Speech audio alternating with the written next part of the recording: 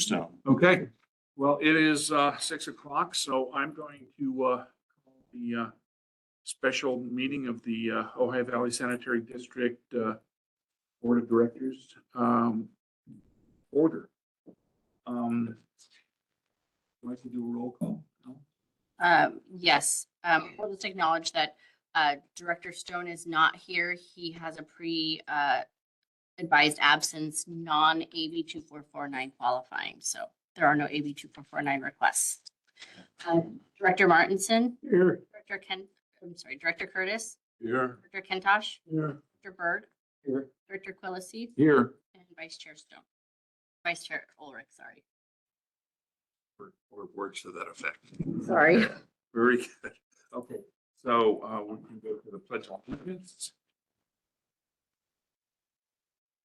And Scott, would you like to lead it?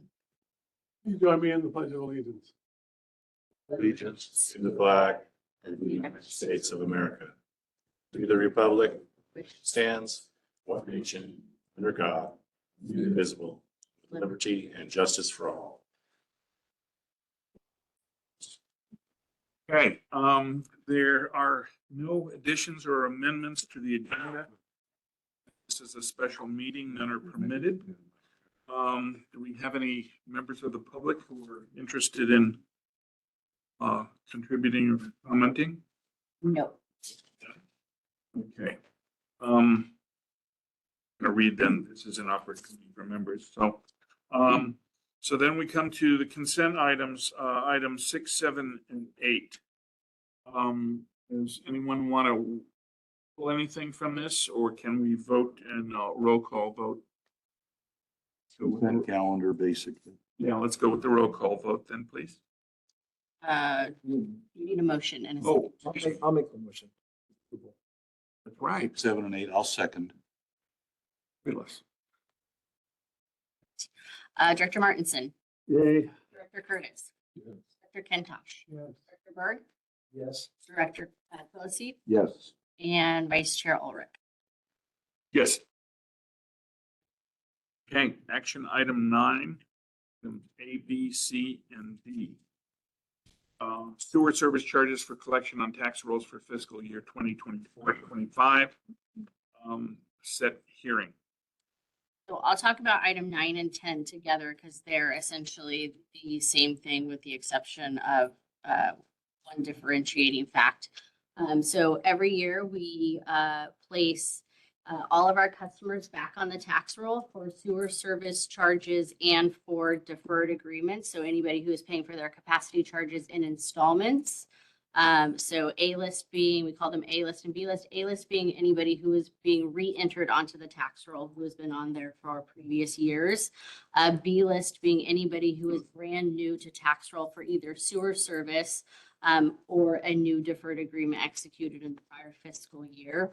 And so we will notify them all by letter of the public hearing, which will be is recommended to be set for June 17th, our next meeting, which is a special meeting also. And then once that is approved and the public hearing is conducted, we'll send the information by July 8th to the tax assessor for both of these items. Very good. Is there any discussion? I'll move approval of 9 and 10. We'll just 9, 9A and B. vote separately. So we have a motion for item 9. Do you have a second? Second. Director Martinson. Yes. Director Curtis. Yes. Director Kentosh. Yes. Director Berg. Yes. Director Quillisi. Yes. Vice Chair Ulrich. Yes. Okay, item 10. Sewer capacity charges paid in installments collected on the tax rolls for fiscal year 2024-25. Set hearing. We're just looking for a motion in a second because I Exactly. presented these together. Covered it. Do we have a motion? I'll make that motion again. Second. One. Okay. Second by Jack. Great. Director Martinson. Yes. Director Curtis. Yes. Director Kentosh. Yes. Berg. Yes. Director Quillisi. Yes. And Vice Chair Ulrich. Yes, sir. Okay, item 11, Ordinance number OVSD-84, amending the district code of regulations to establish sewer service charges. Allison, you're supposed to conduct the first reading. I will. So this is the first reading of verbatim.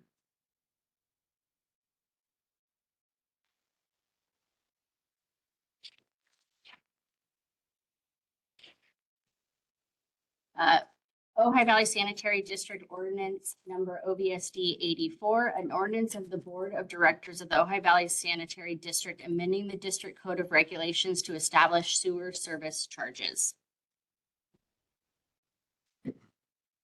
So on this agenda item, as part of the budget that was approved on April 29th, which included a 5% rate increase, increasing the rate from $58.73 to $61.67 per month per capacity unit. We are required to amend our rate ordinance accordingly, go through the 218 hearing process. All of the notification letters were mailed. The proof of mailing is in there. So we are completely in compliance with notifying all of our ratepayers of our intent to increase sewer service rates. In this instance, we are setting the hearing for the actual adoption of the ordinance or second reading, which is recommended to be June 17th. And that is the date that the public has been notified. They have a right to attend to discuss or protest the proposed rate increase. Very good. Do I have a motion? Do I have any discussion? I have a comment. I'd like to commend Allison for a good job with her interview at Ojai Valley News. I thought that came across very well. Thank you very much. Well, I've got. Any other For comments? a motion, I'll make a motion to adopt item 10A through D. Oh, let me put my reading glasses on. Make a motion to approve item A through D of item 11. And Director Markinson, Reasons stated last time, I vote no. Director Curtis, Director Kentosh, Yes. Director Berg, Yes. Director Quillisi, Yes. and Vice Chair Ulrich. Yes. Okay, item 12, audit engagement letter, Factor and Company Certified Public Accountant. So we are entering our third year of a 3-year contract with our auditor, Factor and Company. They are required in order to begin the auditing process to present and have approved a letter of engagement stating essentially the scope of the audit, reiterating the terms of the contract, stating their responsibilities in the auditing of the district's financial statements. This is presented every year right before we start the audit process, which staff is in the midst of preparing for, actually right this very minute, and then we'll be in full force in June of preparation for the auditor to come in September or October to do all of their field work. Post-COVID, we do a lot of our work remotely, which is a huge time saver. Vector has gone very digital. We upload a lot of our documents and send them back and forth and correspond, which has been nice. And was a very smooth transition into this type of work. I think it ultimately saves the district a lot of money. I'm not having here but a couple of days. Like I said, we've double checked this. This is compliant with the contract that was signed 3 years ago for this type of work. We will be representing in a few months' time consideration of a contract for the next 3 years also. So we'll have a discussion about that. But this is really just an adoption of reiterating the contract that the board has already entered into for the third and final year. Director Quillisi. Thank you. I seem to remember last time we went through this, there was some rule about we had to change the partner. We didn't have to change firms, but we had to change the partner every so often. You have to change the primary auditor, Mary Ellen. which they've assured us that they have. They actually switched them out last year. The primary auditor was not Scott, although he orchestrated it. The major reviewer was one of his counterparts. That will be the case this year also. So they have plenty of staff to be able to switch them out as they're required to. So that's not a concern at So all. that's a year by year thing that we get a different primary auditor. It's not a year by year thing. It's actually every 3 years. Well, I think it's actually by the 5th year you have to do it. We did it last, so a year early. Chairman, approval. On, Item number 12. Okay, have a second? I'll second. Thank you. Director Martinson? Yes. Director Curtis? Yeah. Director Kentosh? Yes. Berg? Yes. Director Pelosi? Yes. Vice Chair Ulrich? Item number 13, resolution 2024-06, correcting prior salary schedule adoption resolutions 2021-04, 2022-19, 2023-10, and 2024-04 to reflect the general manager's salary as required per California Code of Regulations, Section 570.5, Public Employee Retirement Law. So the district was notified upon the retirement of former general manager Jeff Palmer that salary for retirement purposes cannot be verified solely by an employment contract. That we must list the general manager in our salary schedule. And as the formal publicly available salary adoption schedule for not only compliance but transparency to the public under your public employee retirement law section cited here. So we've actually been required by CalPERS to change our practices to make sure that anytime that we adjust the salary of a contract employee, we have, this would be the general manager, that we readopt our salary schedule that's in existence for all of our other employees, even if it's on a separate adoption timeframe, to add that with an effective date specific to that salary. So if we adopt a salary schedule in July and our general manager's salary changes in October, we essentially readopt a salary schedule with a specific notation that it's solely for the general manager, revision date specific to that salary, so that essentially all of our employees are listed on our salary schedule. We've been asked to retroactively adopt a salary schedule so they can utilize those to verify the last 3 years of employment, salary verification for retirement purposes with CalPERS for Mr. Palmer. So this is essentially what it is they've given me specific direction on what previous resolutions need to be updated or revised to reflect the requirements of that public employee retirement law, which we've done so and they're attached. So essentially, we are adopting a resolution correcting prior salary schedules to be compliant so they can utilize those in verifying salary for retirement purposes for this employee. We did separately do the general manager's salary every year Correct. with a resolution or an ordinance or something. Yes. But these were the ordinances that established the salary schedule for the rest of the staff. That is correct. And so we're just going to add the general manager to the schedule. Correct. And going forward, the general manager always needs to be on this. Okay. Sounds procedural. It's very procedural. I went back and forth. I'm like, okay, what else can I do? And they're like, nothing but this. And I was like, oh my gosh, okay. So anyway, so I went back and did this and I sent it to them for review. And I'm like, are you sure this is good? This is what you want? And they said yes. And so, but I tried to provide them just about anything else, but I'm doing this, but it was a no-go. Does this so move. in any way commit us to the same pay for future general manager? No, you'll get the Contract, right? You'll get the opportunity, and I'll sort of explain that when we get to that agenda item. Part of the process for your recruitment is to discuss what it is that you're going to set the general manager's salary at. And whatever consultant you select will sort of go through that market analysis with you of what a competitive salary is for the purposes of recruiting. So you'll have that in-depth conversation with your selected consultant. Okay. This is basically a housekeeping. It is. This is housekeeping. Very much. So move, yes. I'll second. Just a question. When we hire the new general manager, are we gonna have to go through this again and adopt? the whole- We'll adopt a salary schedule at the time in which you set that. and upon their hire to establish the actual schedule for that general manager, because it will supersede this one.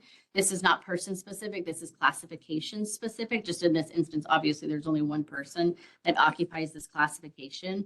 But when you reset that salary schedule, that will be the resolution to reset that salary and establish it at X, Y, and Z. And there'll be a salary schedule that'll be attached to that that will have a new salary that you've chosen. Well, the general manager is either going to be 000 or 999. Something, right? It's going to be whatever you select it to be, and it's going to be on there, and that will reset it. Yes. We have a motion and a second. Director Martinson, Yes. Director Curtis, Yes. Director Kentosh, Yes. Director Berg, Yes. Director Quillisi, Yes. and Vice Chair Ulrich. Yes. Okay, item 14, proposed approval and authorization for board chair to sign engagement letter agreement for legal services with Nossaman LLP. Okay, perfect. And before I turn this over to Robert to go through the contract and give you sort of a brief synopsis of discussions between Dennis and himself on division of duties, legal duties, there is an update to the agenda. The agreement has been revised, the Nossaman agreement, one to correct a slight typographical error in there. The second is there is some clarification in paragraph 2 of how that sort of delegation and division of legal duties will sort of play out, specifically in the 6-month overlap period, and then at the discretion and direction of the board thereafter. So that's been clarified a little bit. Steve brought up some good points this morning in his review of that, and that's been updated accordingly and will be part of the minutes in the record. Robert, you want to take over? Oh, we can't hear you.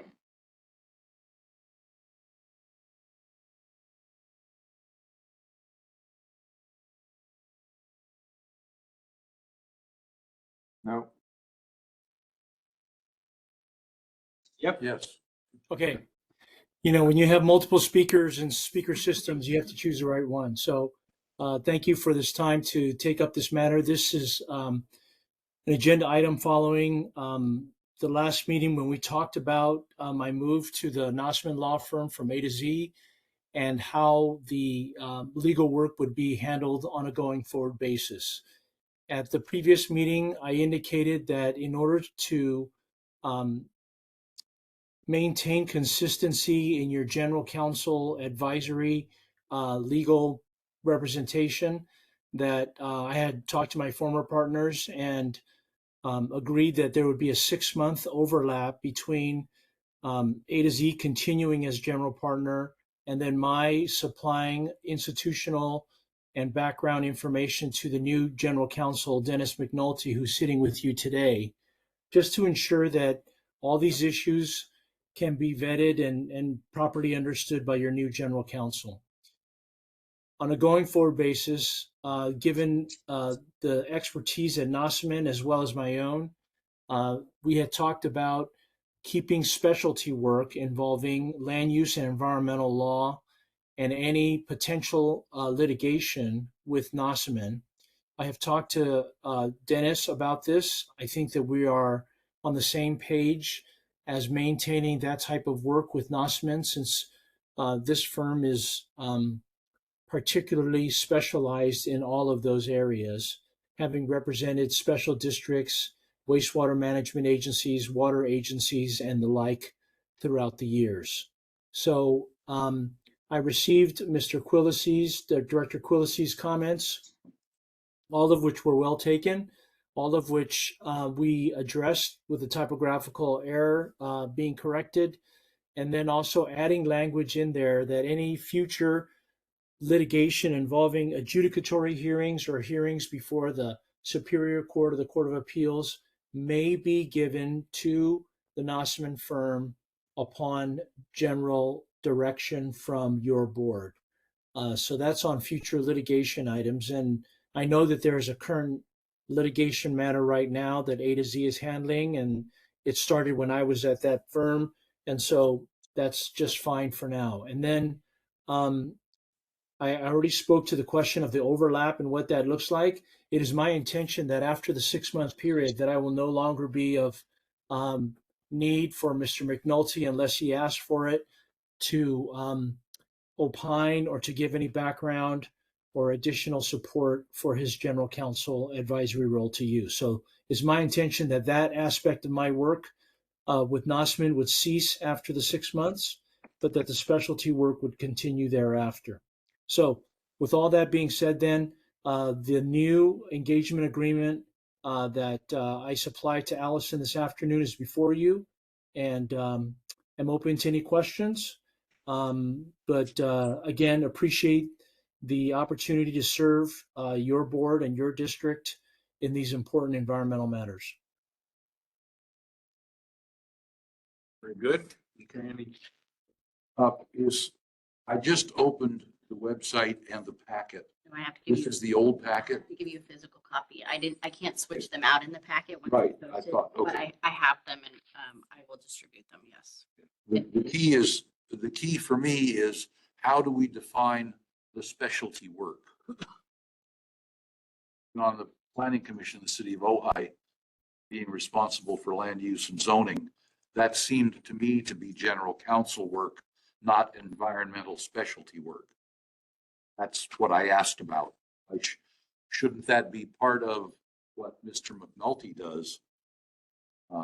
Whereas the specialty environmental work and such would be with Nossaman, and the same with how we decide who represents us before various boards.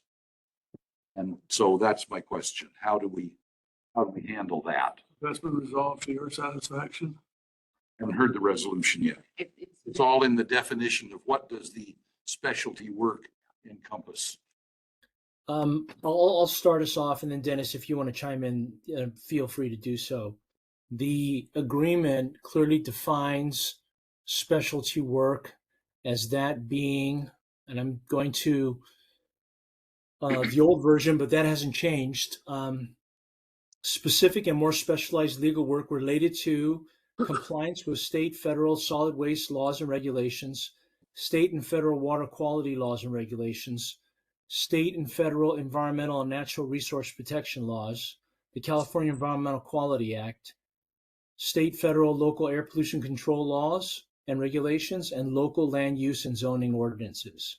Mr. Director Quilisi, I understand your understanding that land use and zoning is a general counsel matter, and that's because you have a city attorney specifically delegated to that work. In my years of practice, even if you have a in-house city attorney or general counsel or county counsel's office, there usually is one or two attorneys within that office that specialize in that type of work. It is not handled by your general counsel or city attorney or county counsel. That's usually either contracted out or they hire specific people that do that type of work. So I think it's well defined in the engagement letter. And if there's any question about overlap, I think that's an issue that Dennis and I could work through. And we've worked well on this one here, and I have no problem hearing them out saying, hey, I think I can handle this one. That's fine. We can work things out as they go forward, but I don't think it's necessary to be that specific in this engagement. It's important that you know that that's the work that you would be engaging me to do. And if there are issues in the future about any crossover, if the A to Z firm feels that they can handle some local land use matter or something like that, then we can talk about that. And I am not averse to that at all. And if that's the way that your board wants to go, I think there's enough flexibility in the arrangement, and there's enough relationship between myself and my prior partners that we can work that out. I agree with that. I think, there's enough flexibility built in here, and Robert and I have a good relationship, and I don't anticipate any, animosity or squabbling over who does what work. I don't see Anything of the sort.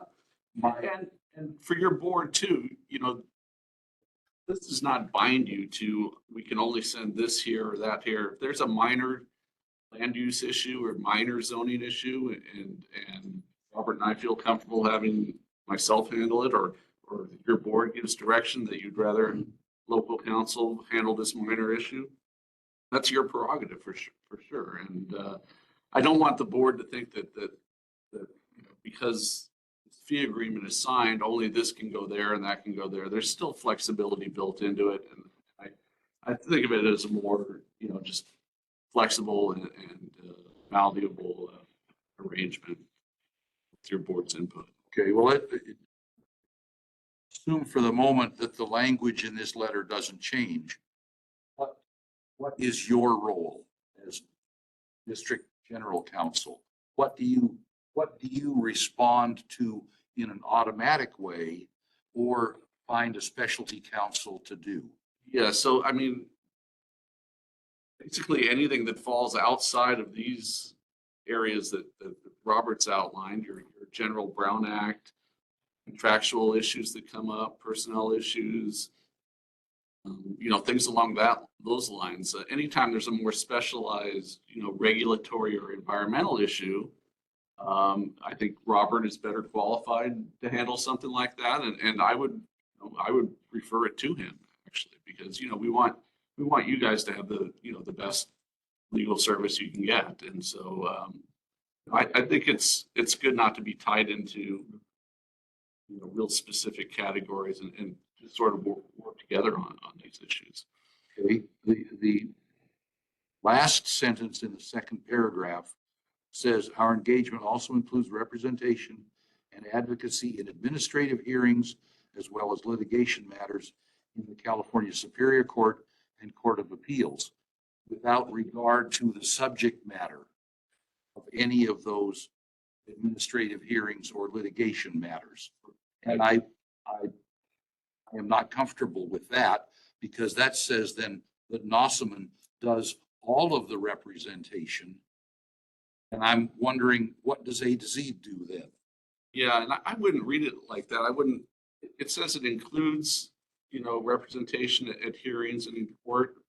It doesn't say that it's exclusive to Nossaman, and that A to Z wouldn't handle, you know, litigation matters as well, just depending on the subject matter. Robert, I think you added some qualifying language to that as well, right? That is correct. Thank you, Dennis. I think the revised engagement letter that I sent to Allison this afternoon basically says that our engagement may also include representation. So they're adding the word may in there and adding as the board directs, again, emphasizes the fact that this is an option. Okay, so let me just give you a couple of examples. Let's say that there is a clean water issue involving your wastewater treatment facility that brings the attention of not only a non-governmental entity, but also a state regulator. That involves a water quality issue, and that involves an administrative type of a hearing. That would be the type of thing that would be covered under that. And the sentence begins our engagement. And the prior sentence talks about what our engagement includes. So you need to see that the engagement about litigation is qualified by the initial statement of what our engagement involves, specific and specialized legal work. So reading those two sentences together, Director Quillisi, I don't think it's as expansive as you make it out to be. With all due respect to your interpretation there, it was never meant to include a dismissal hearing that involved a personnel matter. And then one final point here is that Dennis, as your general counsel, determines what work goes where. I mean, you have another specialty counsel in Lieber Cassidy Whitmore. And there are times when Dennis will say, well, I think I can handle this employment issue on my own. And then there are days when he'll say, I think this has potential larger implications. I need specialty counsel.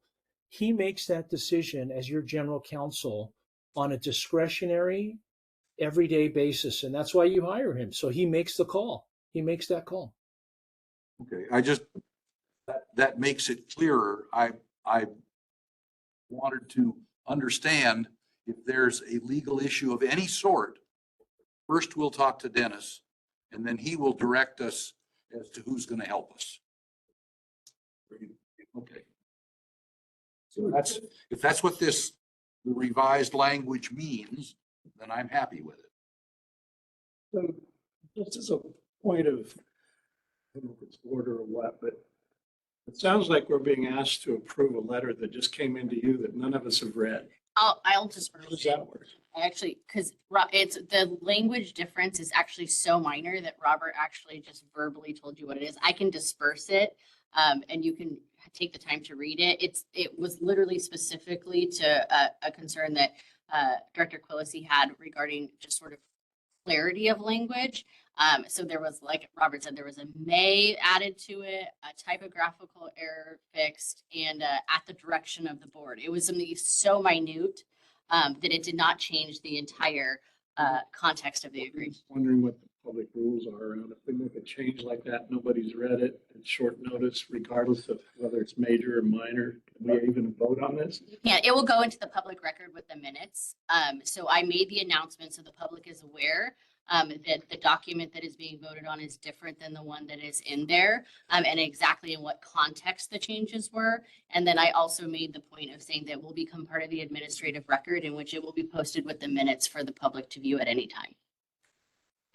I think we need to be aware, notwithstanding these agreements, that the board ultimately has discretion to correct or decline anything relative to legal representation. My understanding, anyway. In fact, there's a provision in the agreement, item 14, that says you may discharge us as your attorneys at any time. We may withdraw as your attorneys with or without your consent, et cetera, et cetera. So that gives us plenty of leverage. So that puts my mind at ease for accepting it the way it is. And to answer Lowell's question, there were three specifics that I mentioned or questioned or whatever. If you have the engagement letter open, second paragraph, second line, the RSD should say OVSD. Secondly, local land use and zoning ordinances sounded to me like A to Z work, awesome on work. And thirdly, the last two lines of the second paragraph that talks about our engagement also includes representation and advocacy. That sentence as it stands, the plain language to me was much broader than what we've heard now. And if Dennis agrees, Dennis says he's in charge, I'm okay. Those were all the questions I asked about the letter. You're happy and I'm Have a comment? Questions? So, I mean, No, I was gonna make a motion. okay. On page 131, the addendum that Ellison generated, the last paragraph above recommended board action makes reference to 2023, 24 and 24, 25 fiscal year budgets for legal expenses has already been established to fund these legal services. So I'm interpreting that to mean this arrangement is already provided for in the budget. 6-month overlap. Possibly. So the work hasn't, here's the thing, is our legal budget is established when we adopt any budget. I will tell you that our 23-24 budget, we will be having a conversation about that line item in June. Because that line item is overexpended because we've had unexpected legal expenses, which has happened in prior years, and we must reconcile that line item, and we will do that in June. That being said, it's a very fluctuating line item, so it really depends on what legal issues that we have. I don't see having dual agencies, dual legal representation affecting that any differently than having unexpected legal cases that we have to argue in court, or any sort of enforcement action that was unexpected that takes on its own life.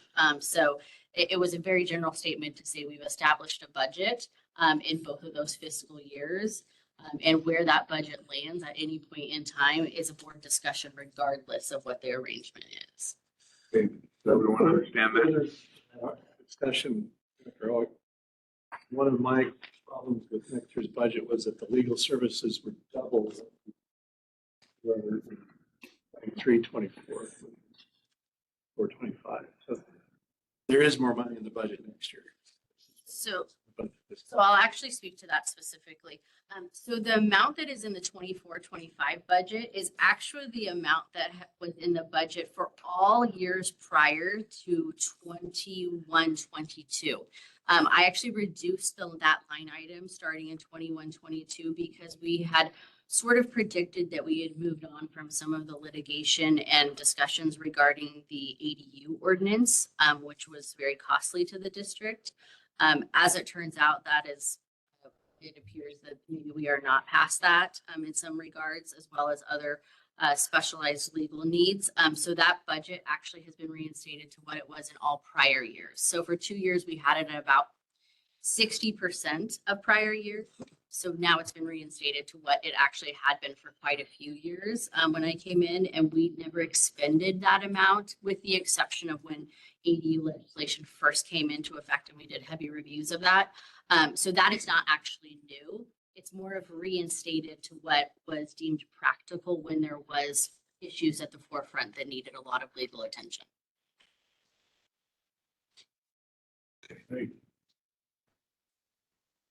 Motion? I'd like to move for approval for item 14. Second.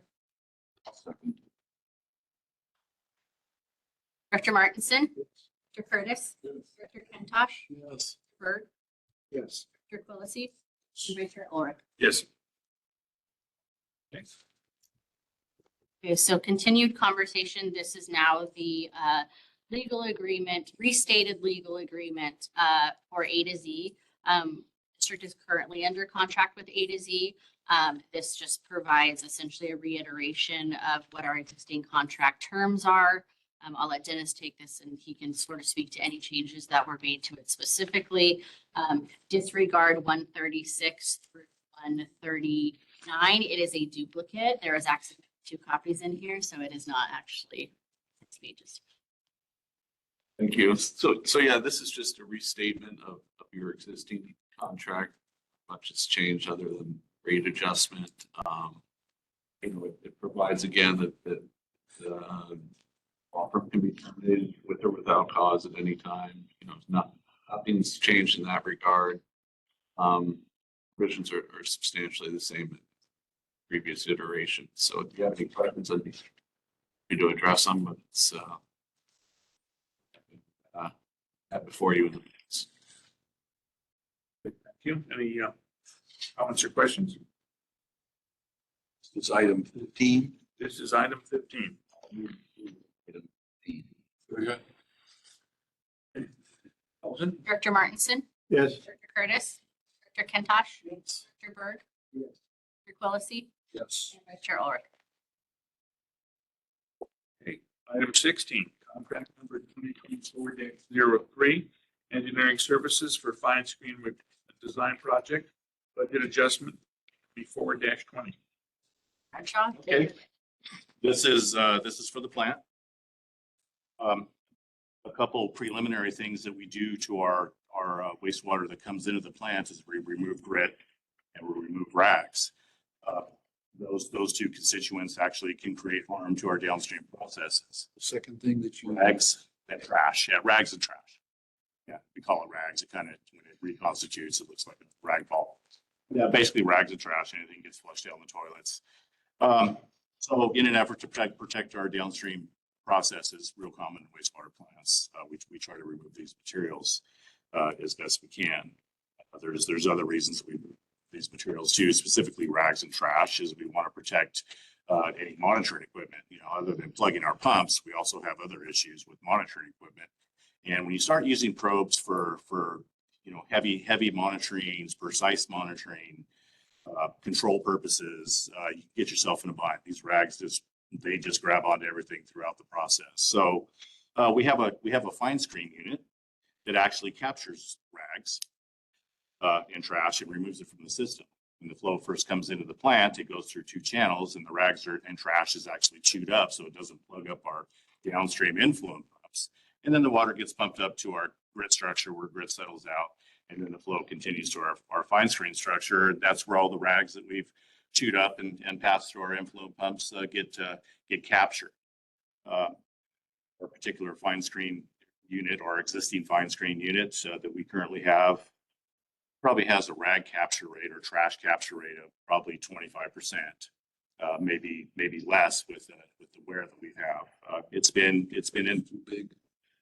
The spacing on the bars is that catches the rags. It's too big. Yeah, good point. It was installed in 1997. You know, way back then, we put a replacement schedule on it for 15 years. It's been running 27 years. We've done a good job keeping up with it. We've had a few problems with it over the years. Parts are no longer available. It's the bars and the actual rakes that turn on periodically and scrape the rags off the bars to go into a conveyor to remove those rags from the system. Everything's plumb wore out. You know, it's been a long time. So we've kind of deferred this little project. The screen's working.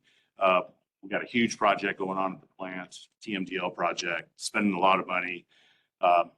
We've had engineers in the plant over the last couple of weeks looking at our process, bringing our denitrification, assisting us with oversight, bringing on our denitrification filters, staying in compliance while we do so. And we also had an expert from Parkson, who's our filter manufacturer. They were out there, and our new filters are sensitive to trash. With the sand washing system we have, we got to be really careful about any trash and debris going into those filters. There's potential plugging problems, things building up in the armatures where the flow distributes into the sand bed. So, plenty of reasons we have on our plate to want to go ahead and replace this fine screen that's 27 years old. And so we're looking not just to replace the fine screen. Things have changed. Structural requirements have changed.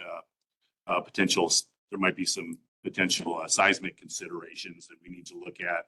We don't just want to take our old screen out, put a new screen in. Our structure's 27 years old as well. And so we want to have the whole kind of structure evaluated, gain the engineering services to look at the whole fine screen structure, do a design based on a couple screen options, and consider some ancillary equipment we have up there. We have some gates upstream and downstream that are 27 years old that are in need of replacement as well. There'll be maybe some conduit things that we address, for the electrical and just look at the whole structure as a whole. So. Not just changing the spacing of the bars. Not just changing the spacing of the bars, but putting in a new screen that's going to get more than 25% removal. We're probably going to get 75, 80 or more % removal, which is really going to help protect our downstream processes. Kind of a different plant we have now, right? We got to be a little bit more careful with stuff going downstream, plugging our pumps, fouling our probes, potentially causing issues with our new denitrification filters that we're going to heavily dependent on. So we're looking. We got had a replacement project. The request for qualifications went out to 12 firms. We received 3 back, and HDR was determined to be the qualified candidate to provide these screen services, to design our new fine screen structure and our screen replacement. They're going to be looking for, data, condition, recommended repairs, and consider a base alternate for placing the screen and any ancillary equipment. That's what we're looking for. Sure. Yes, sir.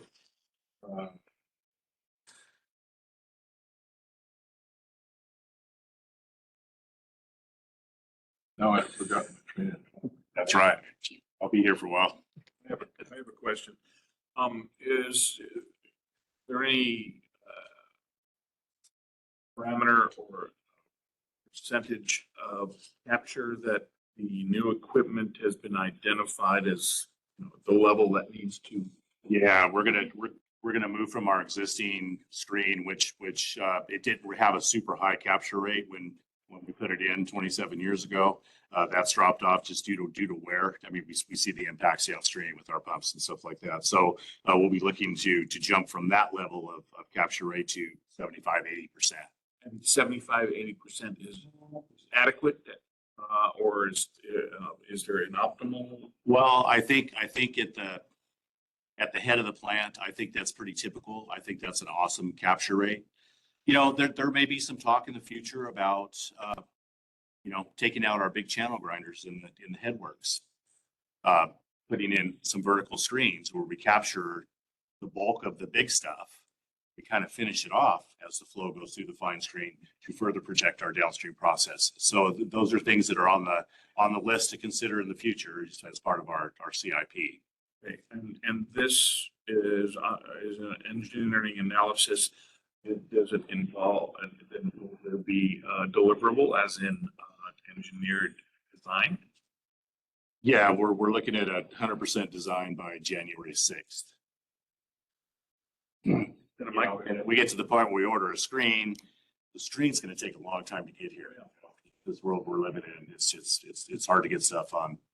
That could be easily in excess of 6 months, 9 months. Yeah, maybe a year and a half, you know. I have a question that may be for Bradshaw, may be for Dennis. Is there a statute that specifies the size of the spacing between the bars or the capture rate? Or what size of grit is allowed into the plant after this fine screen? Well, I don't know. I'm not aware of it. spacing of the bars and the flow rate, what's going to dictate what you capture. We want to leave enough spacing in the bars to push the amount of flow that we want to get through there. We generally run from 3 to 9 MGD. We're thinking 6 MGD, 7 MGD going through the screen would be sufficient the major majority of the time. When our flows go way, way up beyond that, which happens on occasion, kind of all bets are off. You know, you're gonna get what you can through the screen. It's gonna come up with the channel by design in our grid structure. It's gonna bypass the grid structure, and we just have to live with that. We can't design for everything, but we're thinking a screen that gets 6 or 7, MGD. There's not a legal limit the way there is for the TMDL. No. This is all kind of preliminary treatment, if you will, before we go into the plant. So 206,000 for engineering. What do you expect is going to be the cost of replacing all of the things that the engineering analysis says should be replaced? well, we're looking at an actual screen cost of upwards of $240,000 to $300,000. It's a big monster screen. You mentioned other. Yeah, the other ancillary stuff, I would have to guess it's probably going to be south of $100,000. You're not really going to know until the engineering. Yeah, until they actually do their assessment. So I hate to The hood up and start taking Right. off the engine. Yeah, I hate to guess on that. A lot of times I shoot You're thinking probably under $500,000. no under Million. About, I'd say 1 to 1.25 million. the screen included. Do you think? Cost of the materials plus the contractor. Good point. Yeah. I mean, get into the structure, we might have structural repairs, we're gonna have electrical upgrades. As soon as you introduce electrical ISC. Think of it as a remodel. Yeah. Which is, It is. twice what you hope and takes 3 times as long. I have some recent experience. You have some recent experience with that, yes. Yes. So I think I read that you're moving out those rags and stuff by hand now. Drive that problem. Well, the inner part of the screen has rake arms that actually come on periodically based on the level differential. I think it's on timer now, but you can run it both ways. You can run it on level differential. When the level differential gets higher at the inlet to the screen and lower at the outlet, it'll automatically come on. or you can set it on timer and just have it come on periodically based on your rag removal needs. We had one smaller portion screen or rake on the top of the screen unit that would actually, as the screen unit rotated and things went around, it would actually capture rags. Well, the last time we had that worked on or serviced, that little top rake portion, we had to take it off because everything's so worn out that it's almost impossible to get those teeth in the rake aligned with the teeth in the drum to effectively remove rags. So the main portion of the mechanisms working fine, but we opted to remove that piece. And yes, we do remove some rags from the top portion, and we have to be careful about rags building up down at the main lower bearing area because that can be detrimental to the screen too. So trying to keep things clean. It's gotten a little bit more of a manual operation to some extent, but for the most part, it's running on auto. But yes, we do some cleaning. Basically, we're taking care of the statutory requirements first, and then the others we can. So it sounds like a lot of money, $207,000, but it's time and materials contract. It's not a fixed sum. So I assume who's going to be the project manager in charge of this? Well, that'll probably be Liz or Rick. Meeting and I'll be supporting. We'll just keep tabs on those guys. That's all. Yeah. Absolutely, right? We conserved our Stantec budget immensely during the TMDL project, giving us the opportunity to now use that budget for startup, which has been super helpful. So Rick is really on it. Yes, yeah. Yeah, we're doing a good job in-house from an engineering standpoint. Liz and Rick are just phenomenal. They're just really keeping tabs on this TMDL project, and I mean down to every little piece of the project. And then we're just saving money hand over fist, in my opinion, based on what it could have been and where we're actually going to land at the end, right? Good job, guys. Gotcha. Yes. This is gonna be an in-house build? No, we'll have contractors. Design will go out. We'll get 100%. You're designing it, then you're gonna buy the material to do the job, right?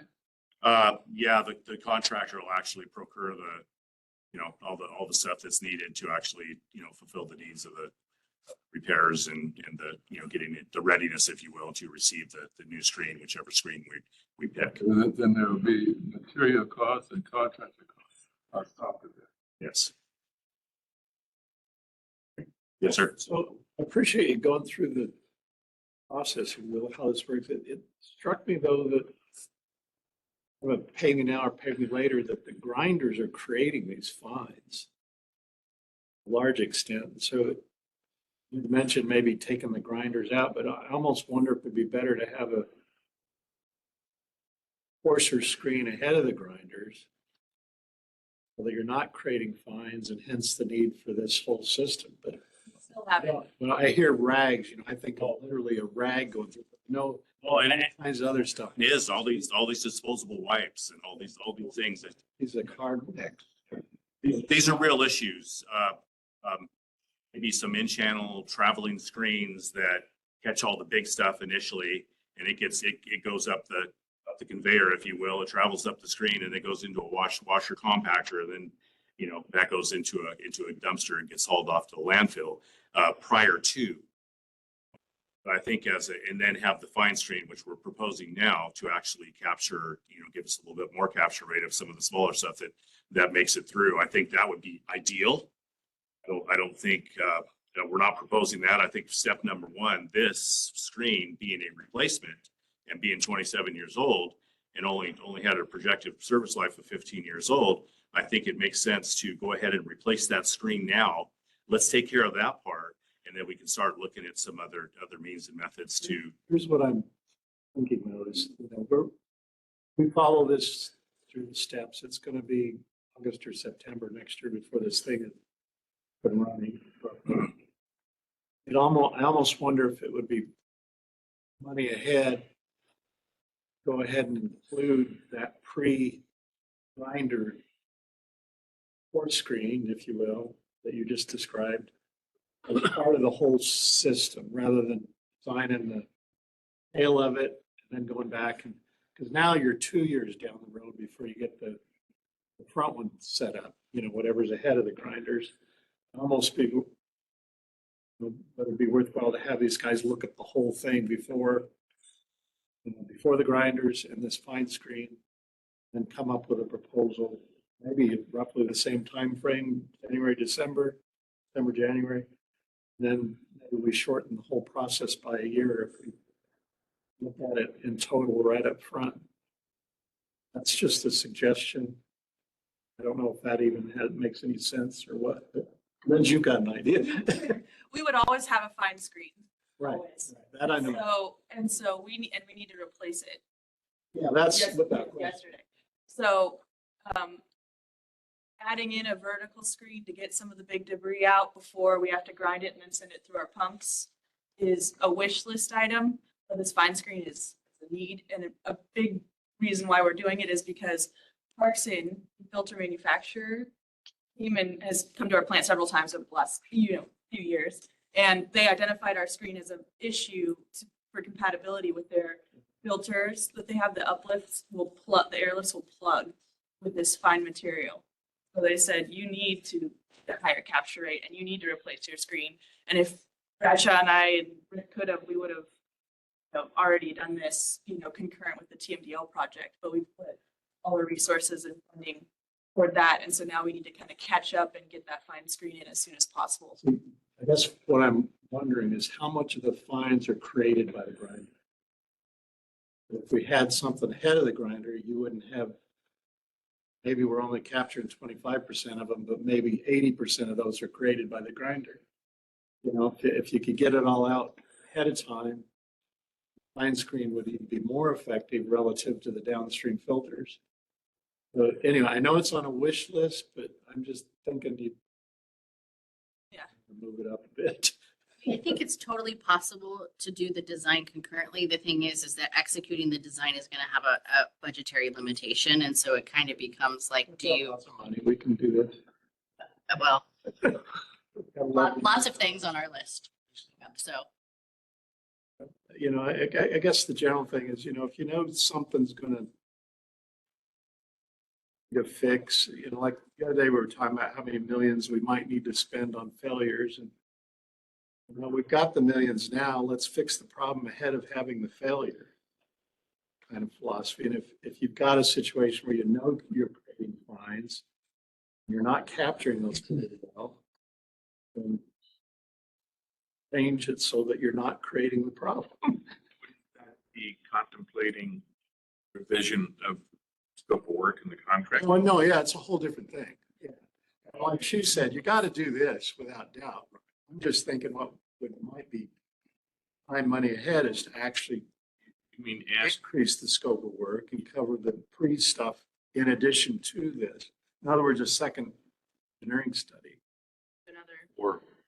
Or a modification to the scope of work whenever we put the first piece in. This started and get Well, and I totally agree with you. And I think we're all on the same page as far as, you know, some of our needs.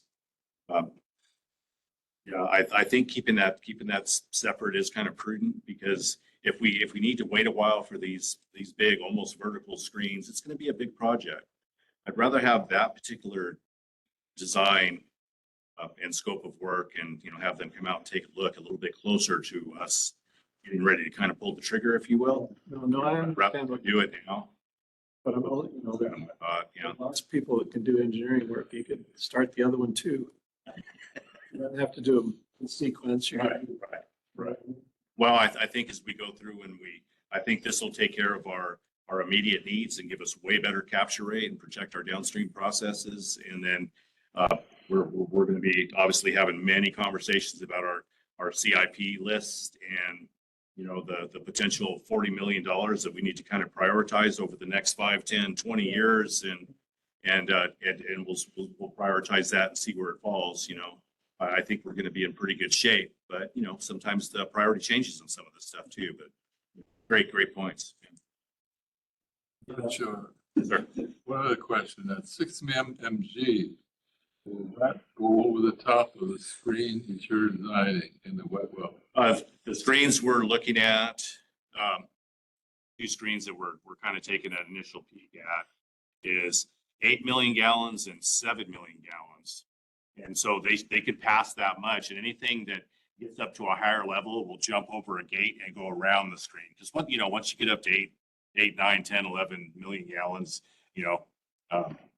just by design of our grid structure and all that, doesn't happen very often, but we're going to be at the top of our limit of flow coming into the plant. So we're just going to have to live with bypass on occasion.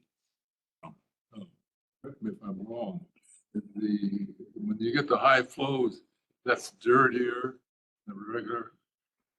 Actually, it depends on the initial high flows can carry a lot of solids, a lot of extra solids. Once you have high flows for a bit of time, the water actually gets cleaner. Because it's groundwater, it's infiltration, it's I&I, so yeah. I had one more, we could all pull up pages 147 on, or 148. 147 says, Exhibit A, scope of work to be attached.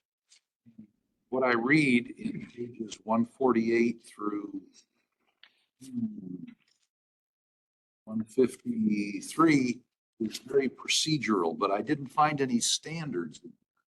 Now, I understand this is harder, this is less statutory than the contract for the TMDL project, because that said, by such and such a date, meet this statutory requirement.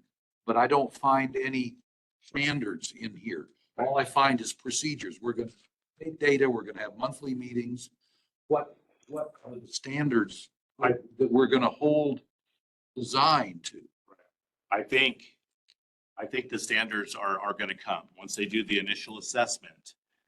Then they're going to take it back and they're going to look at it against structural standards, seismic standards, and they're going to go through the process as an engineering group and then come back with their proposals based on the current standards.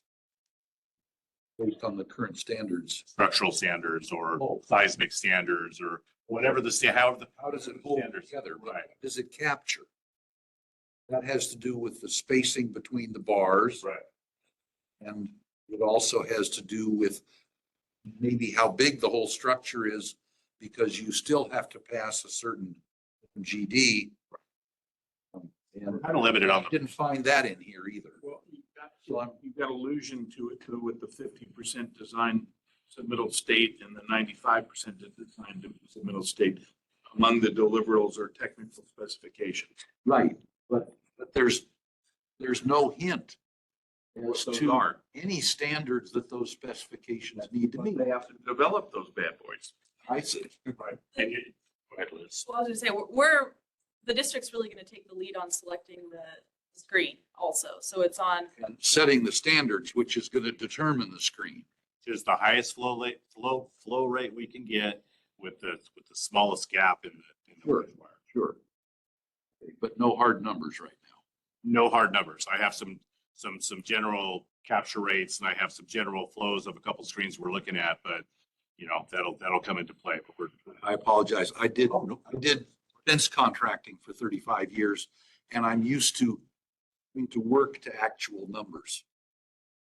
So I couldn't find any. not seeing any numbers at this point. Yeah. I think in this case, what controls what you're trying to get to is the downstream filters. What size particles can they accept? What rate? I agree. All that sort of thing We don't want them all. I've expected to find somewhere I don't think those filter the companies design can live with. Yes, and the filter guys don't know what they can live with. Is that it's right? on your influence, yeah. I don't think you'll get an answer to that. Because that's what. They're not going to commit to. I just don't think you're getting an answer. Care if it's filtered at all or if fine or not, if the filters can live with it, but if they can't, we don't know how much they can stand. Then, to me, those two things weigh heavily in the design criteria for the. It's because it depends on how you operate them, and there's going to be all kinds of variables, and I don't think they'll.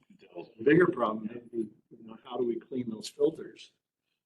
You got a big job ahead of you, don't you? Hotshot's running the show.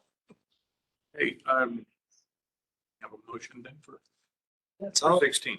Move for approval 16A and B. Dr. Martinson? Yep. Dr. Curtis?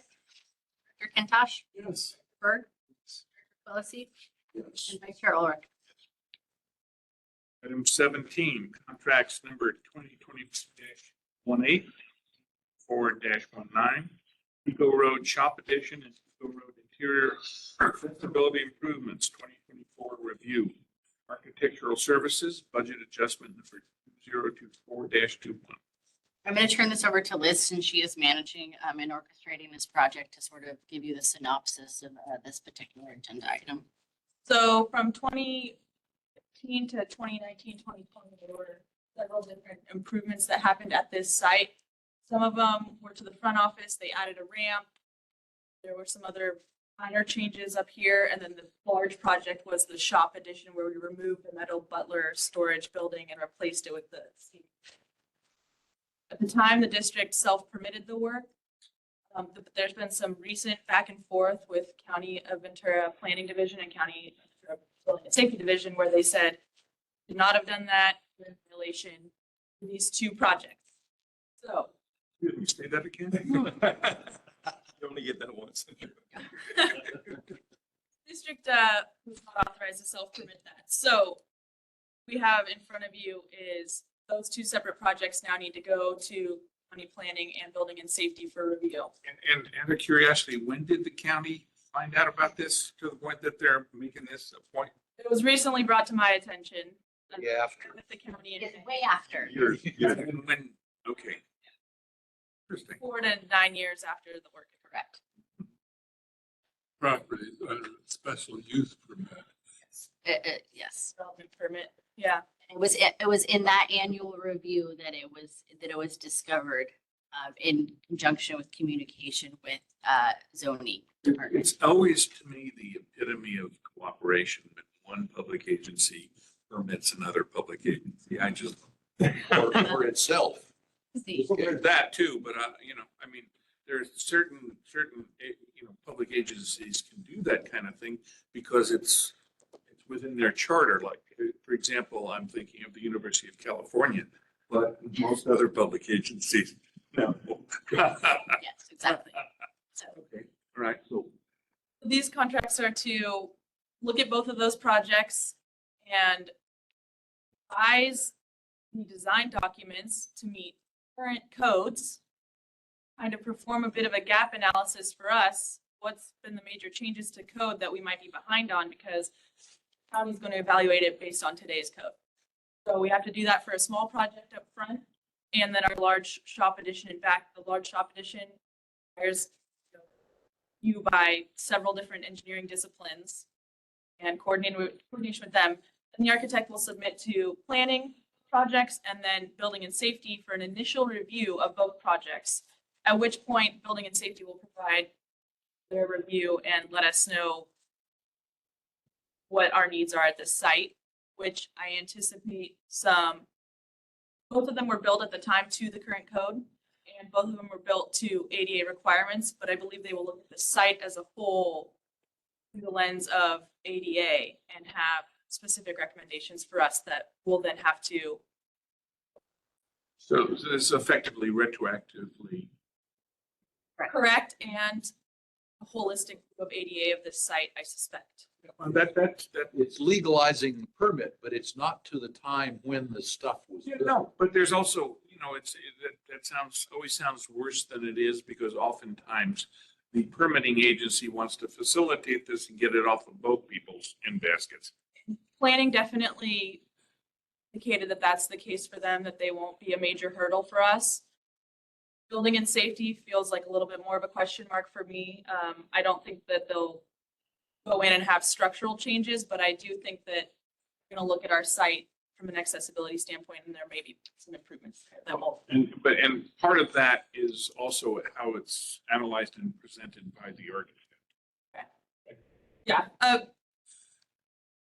If the scope of what was done was quite small, I think the fact that one of proposed projects was to be ADA compliant, there is no question that it will have to be in totality ADA compliant. And there are questions about that, of whether that ended up being the case or not from a site perspective.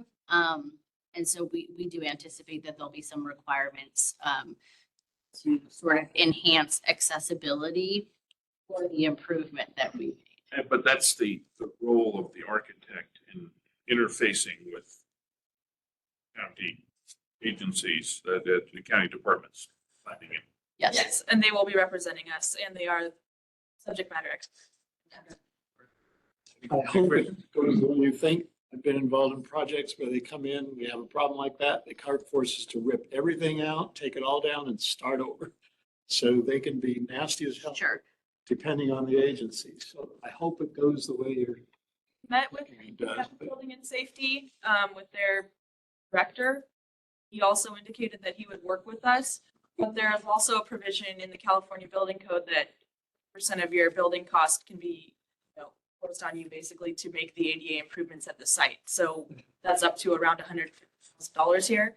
I don't think there's that much, so I think it'll be less than that. But we won't really know the scope of the work until we get the comments back from building and safety, at which point we'll likely have to present the project to you that will then result in some hopefully small construction. It's always a potentiality of, if somebody makes a call, feel it to the, a little further up the food chain and stuff like that for, in the interest of reason and public agency being able to continue its business. Yes. And realistically, I mean, we're open to making, a reasonable amount of ADA, adjustments because we are a publicly accessible building and we want to make sure that we are exactly that publicly accessible. I mean, so they're within reason. I mean, we're open to that and we think it's appropriate. So we're hoping that, we'll partner well and make reasonable improvements at reasonable costs, but to be determined. Any other questions or comments? Okay, have a motion. I did have another question. Oh, fabulous. Yes. And this, I think it has to do with item 10 on page 163. The topic in general is limitation of liability of this architect. Right now, the contract says the worst case for them is they give us back whatever we paid them for their services. My question was, what if they Make a mistake. make a mistake and it costs more than what we paid them to fix it? And right now, this says anything that it costs over and above whatever we paid them is on the district. My question for Dennis is that normal? Do that a lot. I mean, If I were the contractor, I would love to have that provision accepted in my clients. vast majority of these type of contracts, you'll see a limitation of liability provision like that. And they love to tie it to, the amount of the contract price, to that nature. So it's, But this is architectural, it's not construction services. That still doesn't preclude, especially if something's encountered a defect or a problem downstream. That still doesn't preclude a submittal of a claim to the E&O Yeah. policy for the Okay. architect. There's They must have E&O insurance, yeah. when I look at this stuff and I see a minimum of $1 million, that to me is a little light these days. It costs literally a few dollars more for 2 million, and I'd rather be seeing 2 million as the bottom line on liability end, which is inclusive of E&O. But be that as it may, once a claim is submitted, correct me if I'm wrong, the E&O company takes over and looks at what the risk is and figures out what to do about it, notwithstanding what's in the contract. Because over the million or whatever, it's their money, yeah. Well, that's one of the reasons why you go for 2 million or 5 in the case, because the more money, the insurance company's money, securities companies has as an exposure, the better service everybody's going to get. So, anyway. Okay. Questions? Okay, do we have a motion? On, item 17. Would like to move for approval of item 17, A through B, and wish Liz a lot of luck. Second that. Director Martinson? Yes. Director Curtis? Yeah. Director Kentosh? Yes. Director Berg? Yes. Director Quillisi? Yes. Vice Chair Ulrich? Item 18, appointment of new ad hoc committee, employee satisfaction survey results review and action plan development. Okay, so the Personnel Committee, as well as the full board, has been working for months now to conclude this employee satisfaction survey. Worked really hard in creating the survey template. It was distributed to 15 district employees and 5 recent retirees. On May 8th, the executive committee met and received a presentation from Liebert Cassidy Whitmore, aka LCW, who we've retained as a specialty counsel for personnel related matters. They presented a summary of the results of the surveys, the sealed surveys, unopened were sent to them. They opened them, reviewed them, and came up with items of discussion for the board and review, some of which can easily, be resolved with an action plan, potentially areas of improvement, if you will, on a very concerning basis. There's other things of a little bit more heavy subject matter that need to be reviewed. Their recommendation was that the board create an ad hoc committee. Specifically, their recommendation was an ad hoc committee with 2 board members versus our traditional 3 for a regular committee. Reason being, I did follow up and ask the reasoning behind it. I had a feeling it would come up. Because these are personnel related matters and some of them could be confidential in nature.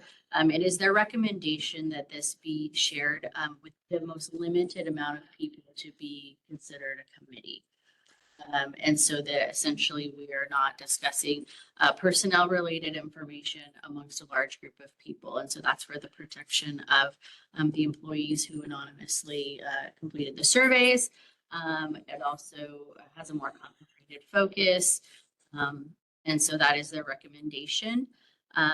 So I turn it over to you to discuss or volunteer for the ad hoc committee. Bill Stone called me this morning. He is requested to be on the committee if the board would be open to that.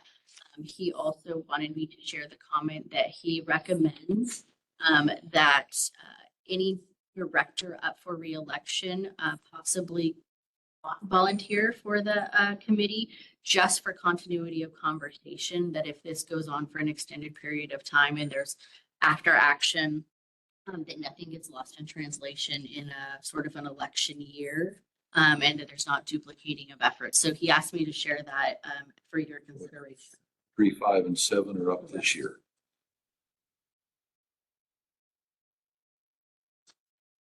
Okay, what's your comment? I'm up for it. I'd rather not be.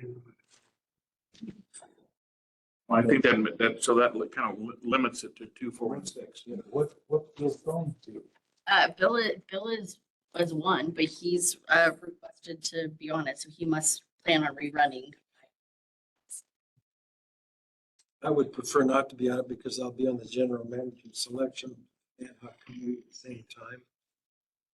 And it might be a conflict of not available to me.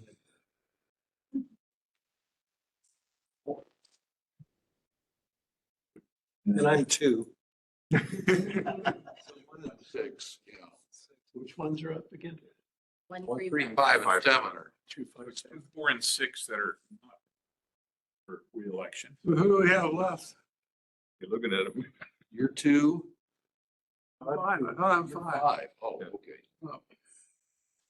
4 and 6. Jack and I are midterm right now. Well, I'm not sure.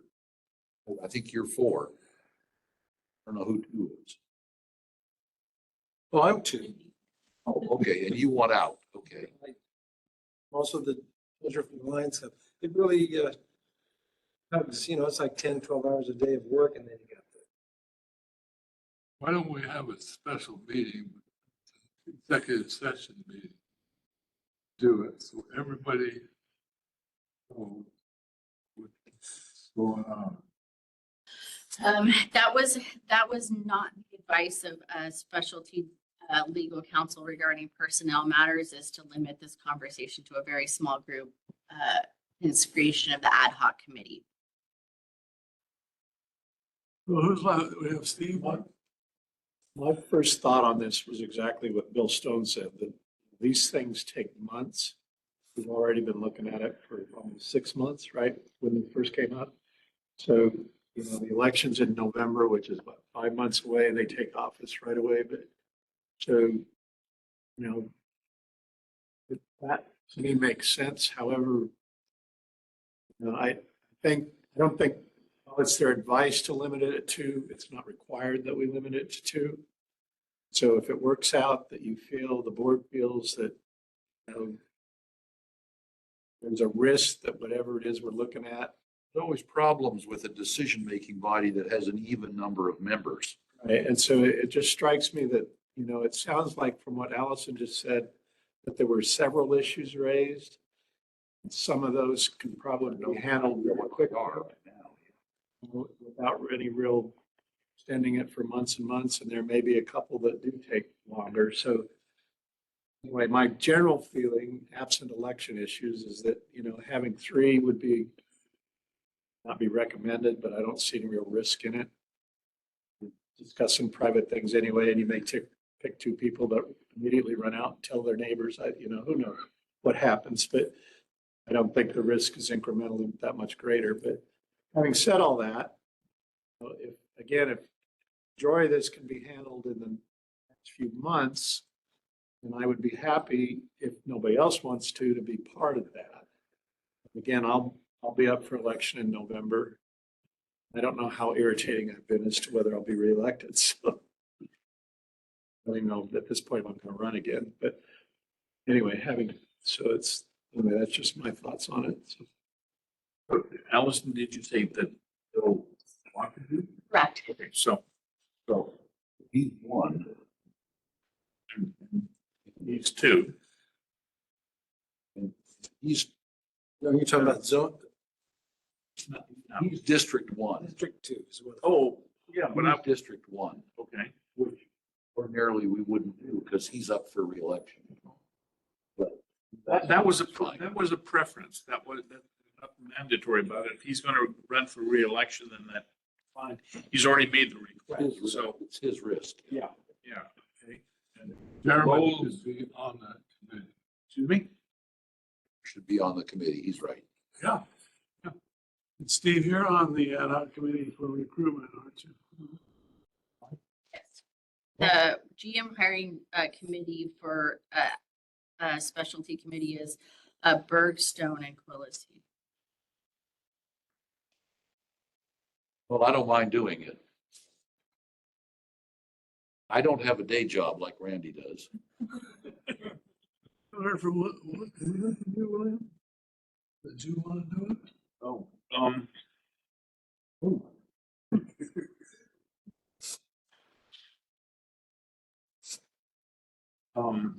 yeah, you know, I could do it.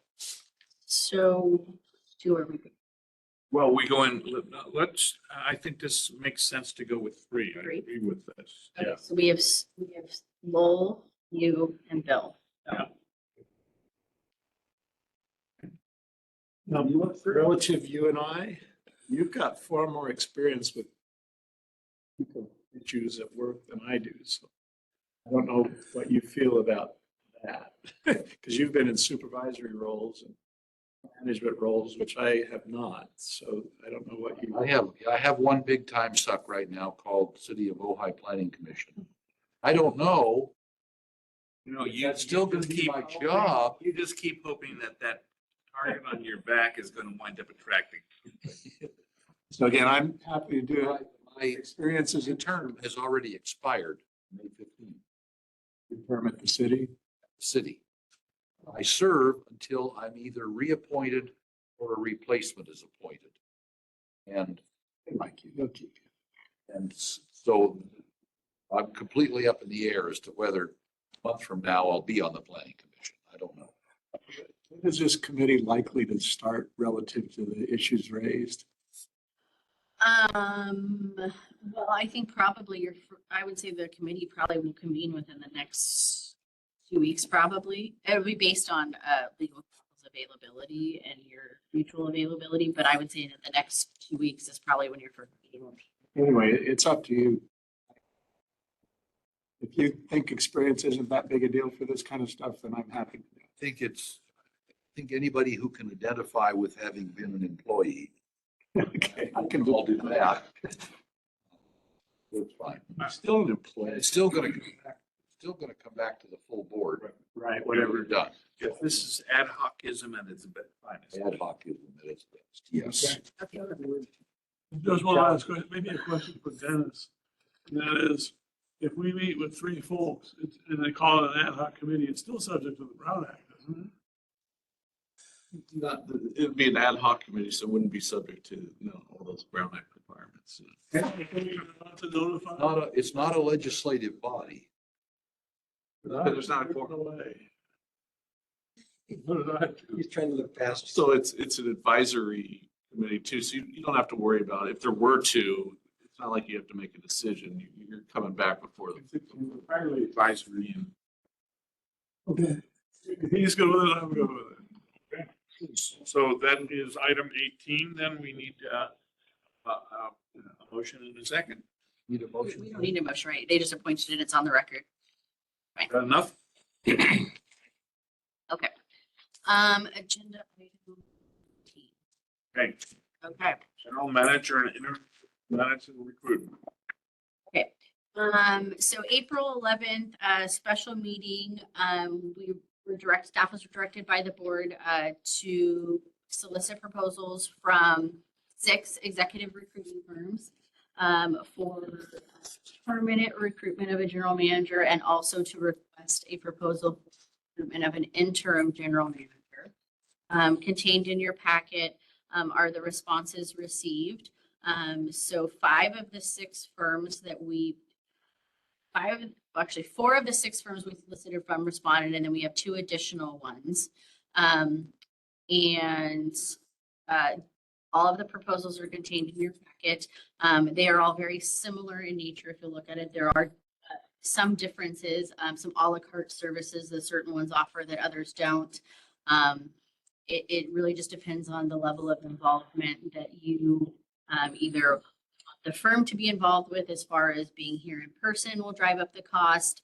If you want any of the a la carte services, as far as stakeholder and management surveys, where they solicit input from folks that will be working directly with the general manager within the district, of their opinions about strengths, weaknesses, et cetera, that they're looking for.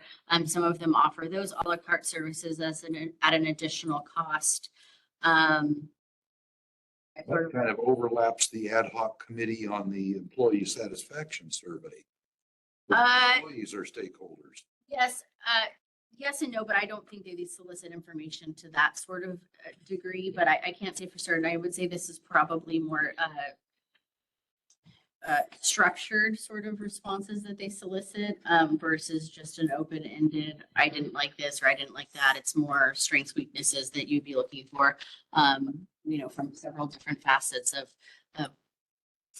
expertise areas, would be my guess. I've never participated in one, but I would say that they're looking for constructive responses, so they probably structure it so that's what they receive back. All the proposals are fixed fees, like I said, with some additional expenses.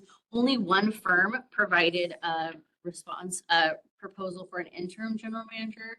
I notated in the staff report that if you can see, the timelines overlap quite significantly. So I think that that's something to definitely look at. In result, you may end up with an interim general manager for a very short period of time, in comparison to when you potentially be hiring a permanent general manager. So keep that in mind. I think one of the things in reviewing the proposals is really look at them and make sure that the firm is willing to provide the level of support that this board needs going through the process. Remember that you're having somebody create your position description, make a salary recommendation from beginning to end. One firm in particular responded very courteously that we solicited a proposal from, declined to provide a proposal for one reason being they don't provide that level of support where they sit and create the whole position description, do the market analysis for a salary, et cetera. They weren't prepared to provide that sort of level of support with their available time and capacity. One of the things to mention that was a key factor in that particular major executive firm declining to provide a proposal is that it is an election year. And they statistically do not recommend going through this process. I know that you can't really control it during an election year. As the hiring body for this particular position and potential turnover, it does statistically decrease the success rate of an incoming general manager because half of their employing body is potentially no longer there. It's just part of, it's an ownership of. Half of. Correct. half It of the becomes board could change. an ownership and investment in their sort of acclamation and success rate here, and sort of the investment in your chosen candidate becoming successful. They said that statistically, it becomes a hurdle in the end, and so it's something to consider. And that is essentially one of the major factors as to why they didn't provide a proposal, is specifically because election years can be very, very challenging for someone coming into this kind of role.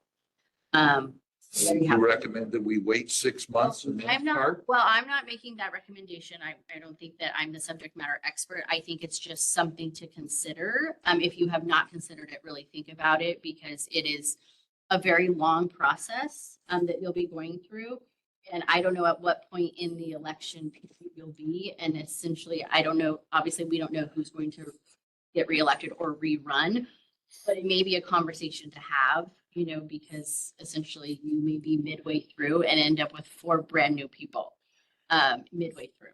So something to consider and really sort of ponder as you go into this long, very detailed process. And everyone's new. Yeah, that is obviously the hallmark of a firm that looks at these things. But the reality of the situation is, I don't think that we have that latitude. I see what you're saying. It was just something that I wanted to share because they made a point of explaining sort of the why behind the what. So Nice of them to explain why they weren't going to fight. so. Any? Just a question. I looked over this material for these different firms and I feel spectacularly unqualified to choose. Now, I noticed that you made a recommendation, Allison, for the interim general manager. You said you had a good experience working with CPS. Was that the name? No, what I said was is CPS HR Consulting just finished our classification and compensation study.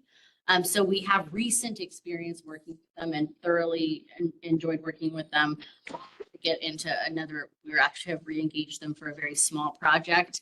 And we had nothing but good things to say about them. And that's just from direct experience working with them very recently. Obviously, I think you guys worked with Coffin Associates when Mr. Palmer was hired, and I think you had a good experience there from what I've heard.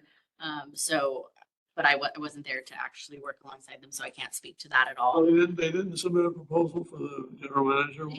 They did.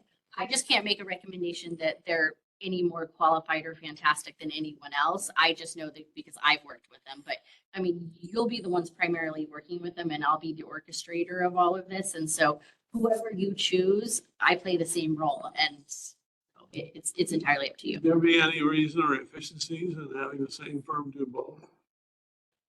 I can't really. One phone call instead of 2. No, I can't. No, well, you only have one choice for interim. Only one firm provided that. I think You are happy with that firm? yes, I enjoyed working with them. I think that they're very professional, very responsive. So Oh, that's my contribution. I want to hear from everybody else. Question, there's a proposed budget adjustment of $52,000. yes. What is that? cover? So it covers the highest proposal. So if you choose that plus the interim. Okay. And so we will only expend what it is that you expend, but we're going to transfer the maximum amount. Realistically, as I mentioned in my staff report, you will likely expend greater than this. Right. Yes. Right. And right now, since CPS is the only firm that proposed for the interim, as well as for the GM, we're looking at least from these numbers, 41.5 for both. That could float up a little bit and still be within 52,000 transfer amount. But I do think it makes a certain amount of sense to have fewer phone calls. I would agree. I agree. Just, and maybe there's some synergy involved in that process as well. That makes sense. So, So I didn't see anything glaring different from the proposals. They're very professional, Yeah. very complete. Just, I think it weighs heavily the recent history with CPS HR. Yeah. So I would working relationship. recommend, I would. Was it CPS or CPS HR that did the class and comp? It's CPS HR Consult is what they're called. So Well, that's They're more than that's that. their name. Anybody that didn't read the whole thing went through it, and I found there was one of the 6 that I immediately rejected. Which one was the low bidder? Provided no schedule, provided no references. There was one other that provided no references, not CPS HR. So 4 of the 6 provided references.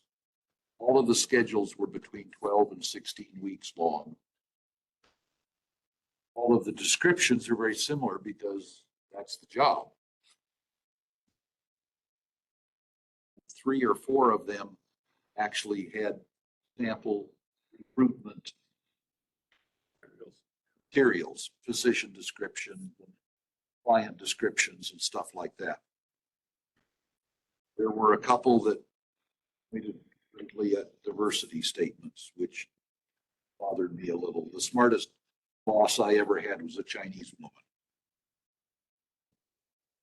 So I don't care. And I have personal history with wife being a second level supervisor, insurance company, getting paid less than the first level supervisor males would prefer.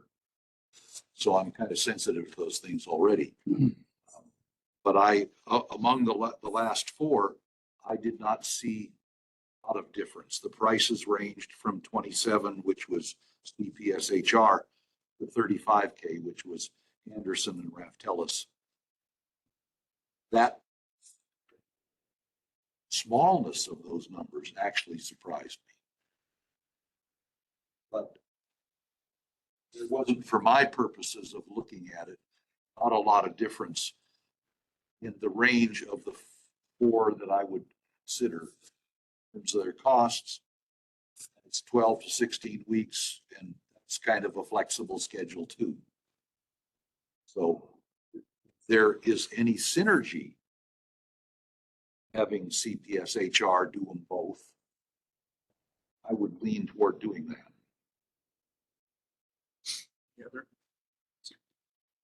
I stupidly didn't read this beforehand, but going through it while we were talking about it, the 2 that strike me as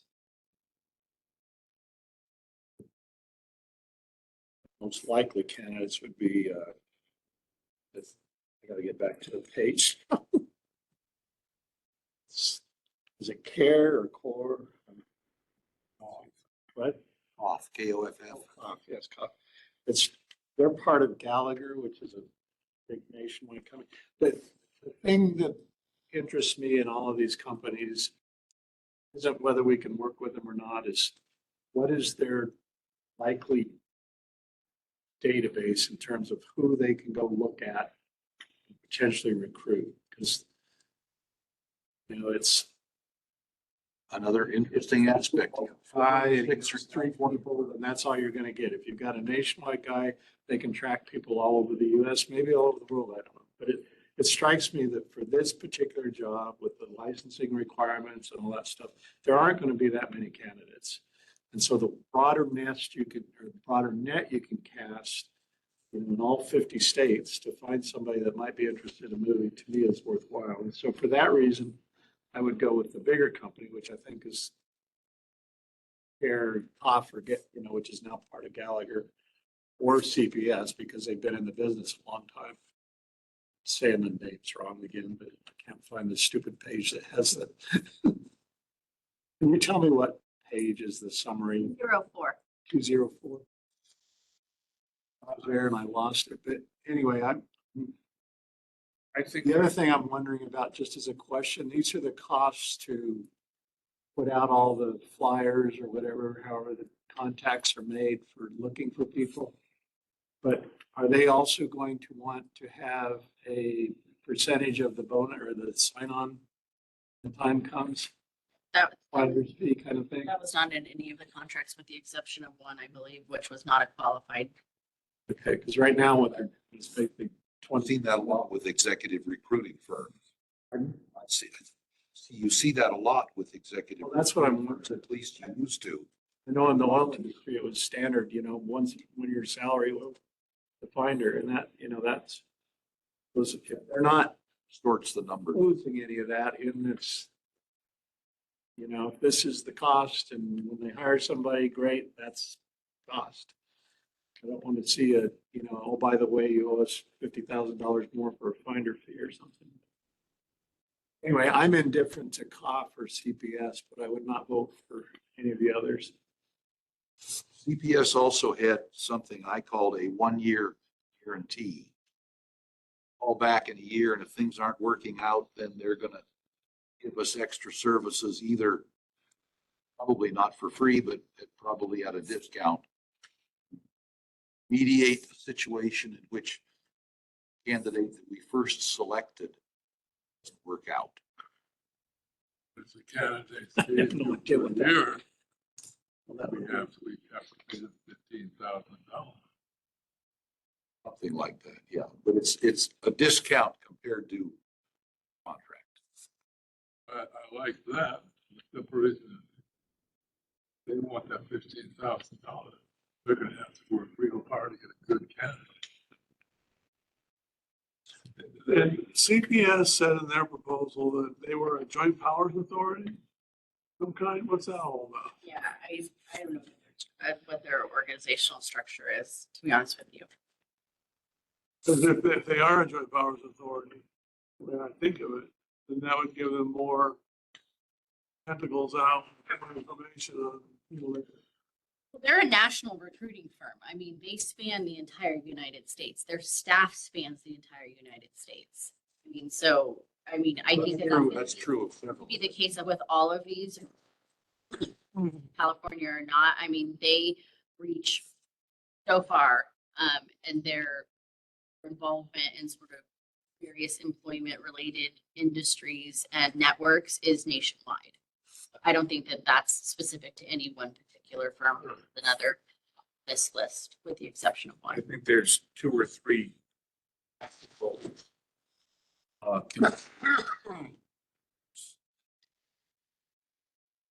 This is California specific knowledge, which is be significantly different than knowledge required in another state.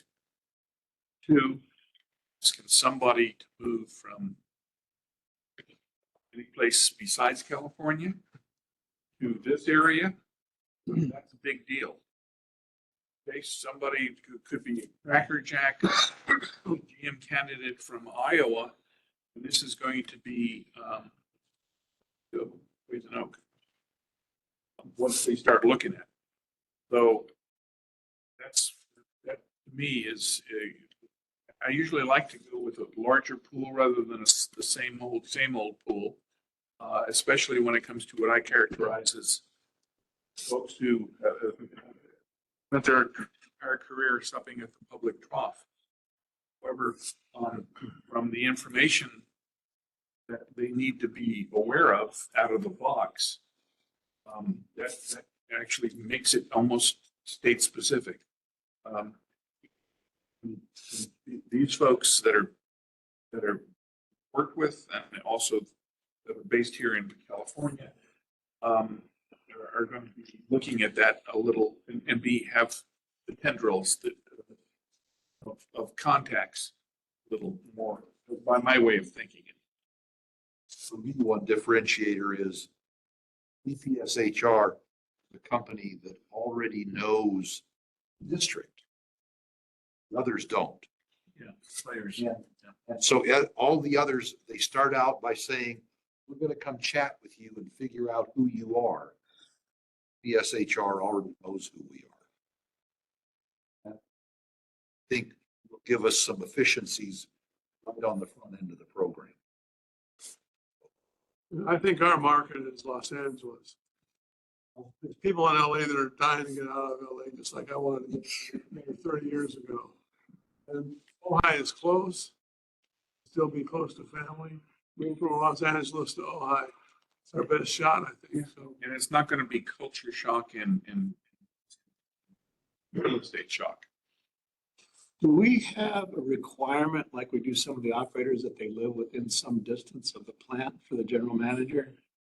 Oh, this is going to be at your discretion. I mean, obviously, this is 100% in person, very specific position. I mean, and they have to have, response availability. So that's a practicality thing that hopefully someone will understand. I mean, but that will come later when you have those honest conversations with whomever you're considering.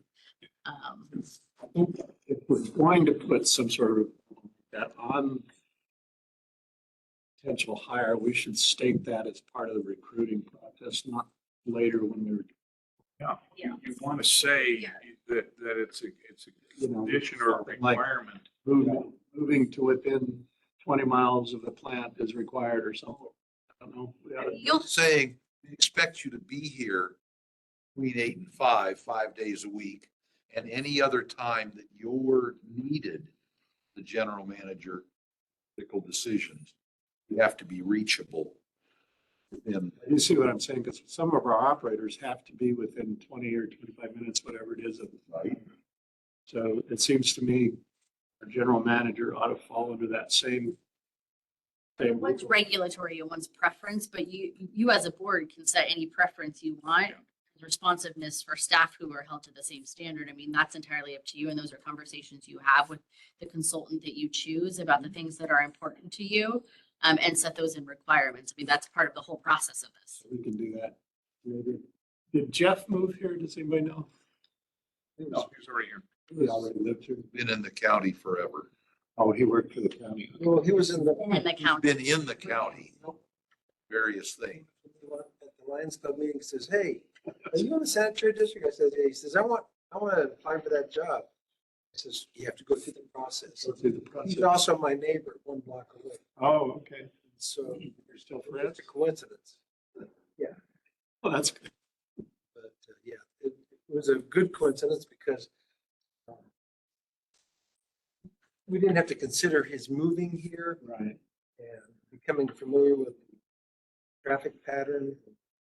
That's going to affect the cost of getting this manager if we have to move somebody from Ohio. Well, I think it's going to be a market analysis, and it's not going to be relevant to whether you move someone or not. It's going to be what is competitive pay, period. And I think they're going to have that conversation. And I mean, it's a very genuine conversation that's happening right now in the industry as a whole. So I mean, you'll spend some time on. Several $100,000. So I don't think it's something we should discount. Huh? Moving can cost several $100,000. So I don't think it's something we should discount. And by that, I include the cost of the move, the cost of the house, buying the house. That's your house, all that kind of stuff ends up being significant, which may be to the point of, you want somebody from California, so at least it's not so far, but still, we've got to resolve all those things. What are we going to pay versus what we're not going to pay? Because that'll affect who we can get. And then one of the things that really start talking about how much remote work with your consultant that you're willing to do and when you would want them, if at all, to be here in person, because those are additional expenses to factor in and you'll want to let them know in advance. I would think for general manager, no remote work. No, I mean, for your consultant to work with you as a board. Oh, So I- for various meetings. And so, because, This works well enough. sure, I mean, it just is it's your preference. I mean, but just because you'll have those conversations early on, because that will drive up your cost as well. So have we, I mean, right now we're looking at who might do this for us, but have we provided any guidelines around any of these issues?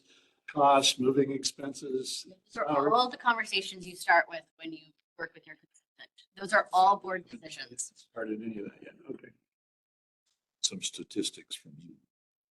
About, Compensation. oh, that's not, that, well, no, that's not, that's the arena of your consultant. But you, Okay. I mean, as far as, Selection of competencies. sure, I mean, They do that too. they do that too. I mean, it's essentially like it's like the classification and compensation study that we did, but specific to that is like the early stages, because then you know what you're dealing with and you can sort of negotiate accordingly of like, these are the strengths, these are the qualifications, and then they essentially tell you what that's going to cost you to be competitive to recruit for those. And that's like the very foundation of starting the process with your consultant. The criteria for position, a management position, is that individual lives in certain geographic districts. And it's up to them to say, well, I'm coming from Oregon or whatever, or Los Angeles, and what that, for them, impact that they would need to discuss and negotiate with the board. Yeah, and that, you can't project that. You can have a general policy that says we pay all moving expenses, we pay something on your house. But you don't have to. No, I realize you don't have to. Unless you have to, and that's what the recruiting agency is going to be telling us up to a point. But I wouldn't get involved with that, besides stating that the person has to relocate before they start. Well, that's a basic, yeah. That's Okay. fine. And then anything from there depends. If they're relocating from Los Angeles, it's a different conversation than if they're relocating from somewhere else. Okay, do we have a ability to make any motions regarding any of these? With two separate motions now. Do it in one motion. One motion. Tell me what your motion is. I the other. We engage CPSHR for recruitment of both the general manager and the interim general manager.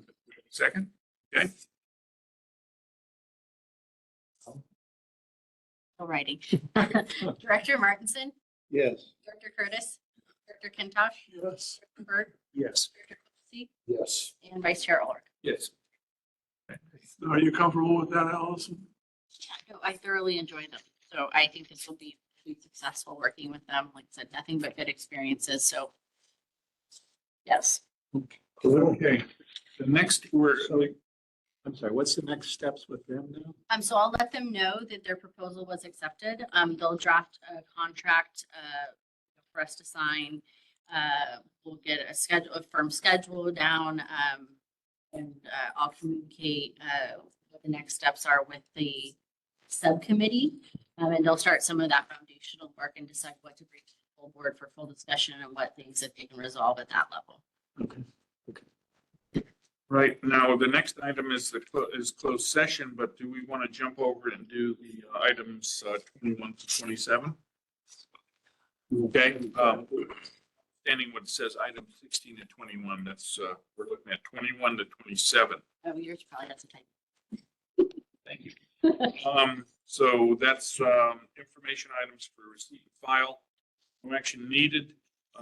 Monthly financial reports, monthly investment reports, staff reports, committee reports, reports on meetings, seminars, or conferences attended. Does anybody have any of that? Items of interest, correspondence, or articles. Okay, board member and general manager comment. Start with the board member comments. Anything? I want to point out to you guys that in our report here, one of our leading young stars, Travis, has left us. So I was disappointed to read that. That will be in my comments. Is there anything we need to be shared? Because I wasn't aware of that. Before this report, yeah. Yes, I'm gonna do it in GM comments. Okay. So any other board member comments? Okay. In that case, general manager comments, and it's ask Allison and Bradshaw. So, So I'll start and then Bradshaw has a couple of things also. So specifically to staffing, hiring / recruitments. Yes, Travis Fisher has left the district. His last day was the 17th. He was on a brief leave of absence, returned very briefly, and then notified the district that he would be departing us for other opportunities. So we're very sad that he's leaving. He had career goals that were fulfilled elsewhere. And so we are going to be recruiting to fill his position. He was the senior construction inspector. Our goal was to change that position a little bit at a later date. Obviously, this opportunity has presented itself a little sooner because we've him vacating the position. He was a wealth of knowledge and expertise and skill set from years in the industry and specifically with the district because he had been in the collection system. He was backed up the collection system, responded to emergencies because he had that skill set and some of those certifications.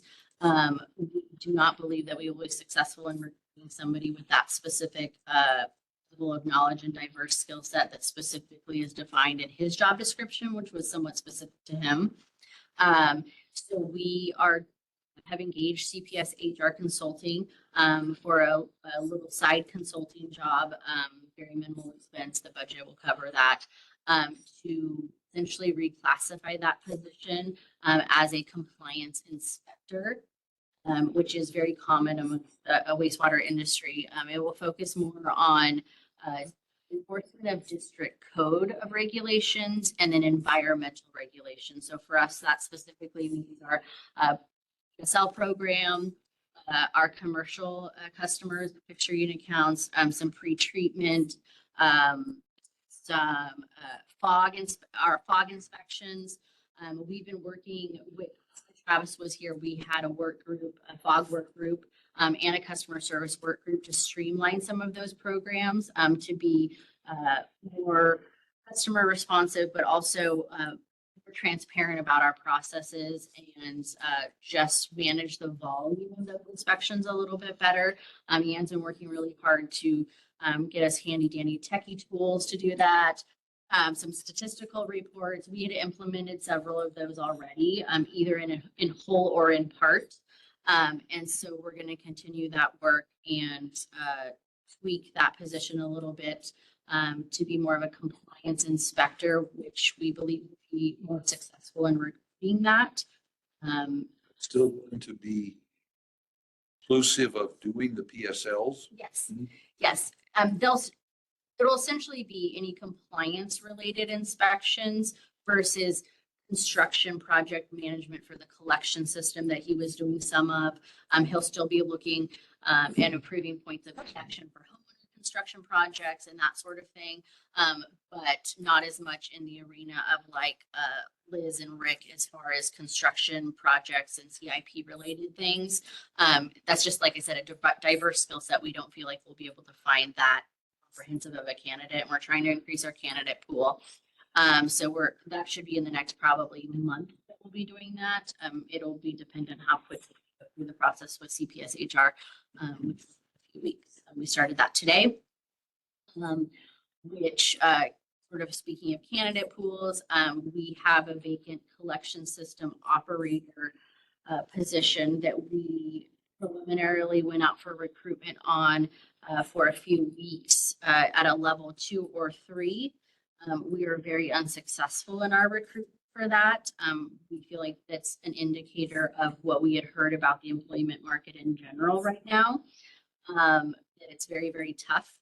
A lot of people are moving towards executive recruitment for a lot of different positions. They've had to go out to recruitment multiple times, have had to reevaluate the competitiveness of their salary schedules to try to sort of recruit folks. I think maybe preliminarily, we think that we're seeing maybe some of the effects of the COVID workforce a little bit. I think we know that this is a little bit of a restricted industry. There's not as many folks coming into the industry as there are leaving the industry for retirement purposes. I think that's a factor. I think still having some hybrid options for work has been, has affected the employment environment. It's just very challenging. We're going to pause that recruitment. We're going to focus on our treatment plant operator 4, which is a necessity for the district to fill a gap as far as a potential certified plant operator, which Bradshaw is, but knowing that we need to focus on our succession planning, that we have nobody that could assume that role in the absence of Bradshaw permanently, that we need another 4 at the plant. That's always been sort of a tradition here. And we want to move back to that. It's just a necessity. And so we want to focus on that specifically right now. Probably go out for recruitment very, very soon for that. Visit the collection system operator, potentially recruiting at a lower level.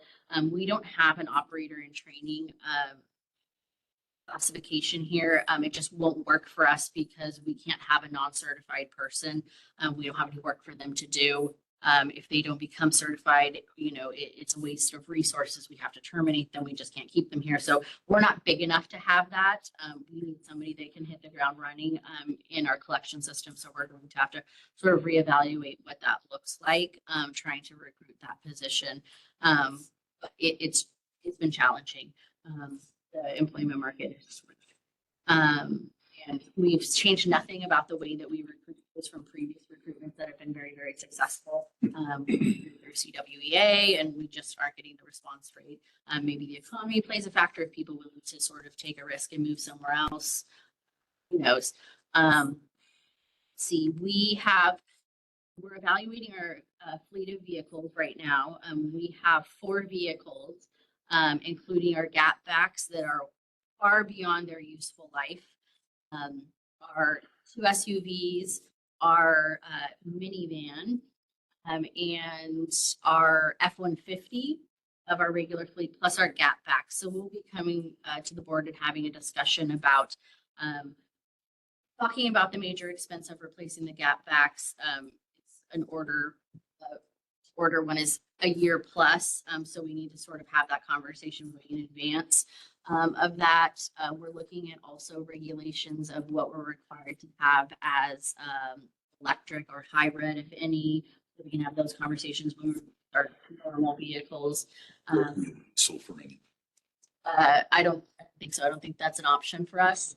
Yeah, facts. No, we can't have diesel for.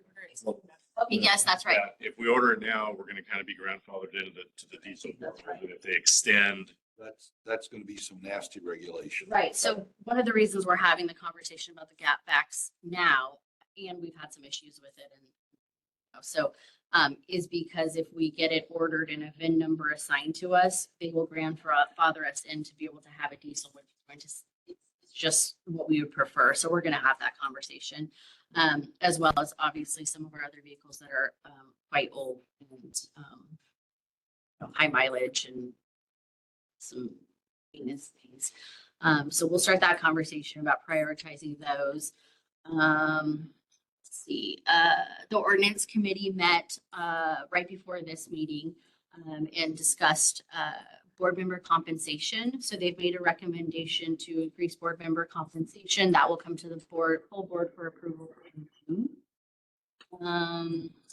Let's see, we're out to bid on the first phase of our Burnham Road project, which Joe will probably touch on and Liz can touch on. Well, we're looking to open bids on that in the 26th and a July meeting.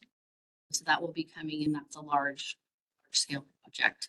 Let's see. We're starting our end of fiscal year reconciliation We will have some budget adjustment items, like I said, our legal expenses, we will have to sort of reconcile that. I don't think we're done spending those, hence the delay on that conversation, but we're getting close to the end of the fiscal year, so we'll do our best to reconcile that as close as possible. Last board meeting, it was requested as part of the budget conversation to have PFM come and do a presentation to the finance committee to discuss our investment portfolio and our investment strategy. I've reached out to them, very, very responsive, really nice people. Always willing to talk to our board and discuss things. I think that it's a very good idea, very timely to discuss sort of our cash needs, because that does affect our investment strategy. We're in a different place than we were when we had 22 million, having 9 million. So I think it's a very timely conversation to have about what our liquid cash needs are, will dictate our return and our investment strategy, and they can talk about that in detail with you all. So I'll be planning that probably for a July meeting, just for the sake of having all of these conversations and getting through sort of budget timeframe and all of these sort of other heavy topics. We are getting ready to do our SSMP audit. I think that's going to be presented, the contract for that, at the June meeting also. We're doing a huge push to sort of catch up on some of our line cleaning that we're behind on, because it's been disasters and staffing, and sort of it's affected our regular routine. We're discussing that as a group of potentially how much can our staff get done in time. We will have to present a project to you to get some assistance for line cleaning. That is to be determined. We'll know more probably by July, whether that will be something we will ask for additional resources to contract out. And then side, of course, but we're going to do a big, strong push to see how much footage our crew can actually get, to whether they'll be able to do it themselves with other things that they're covering, such as services vacancy, and other routine things that pull them away from regular cleaning. That's all that I have. Joe has a couple things, I think. Yeah, thanks, Allison. So I just was going back and looking at some personnel stuff, and definitely didn't need to be late on this one, but back in January, we moved Alex Valenzuela, he's one of our system players, from grade 3 to a grade 4 position. So I just wanted to kind of publicly congratulate him for that. And then recently, Brandon Shirk, our treatment plant operators, he just obtained his grade 3 plant operator certificate. So as soon as he actually physically gets that in hand, move along. Last person has to have backup call.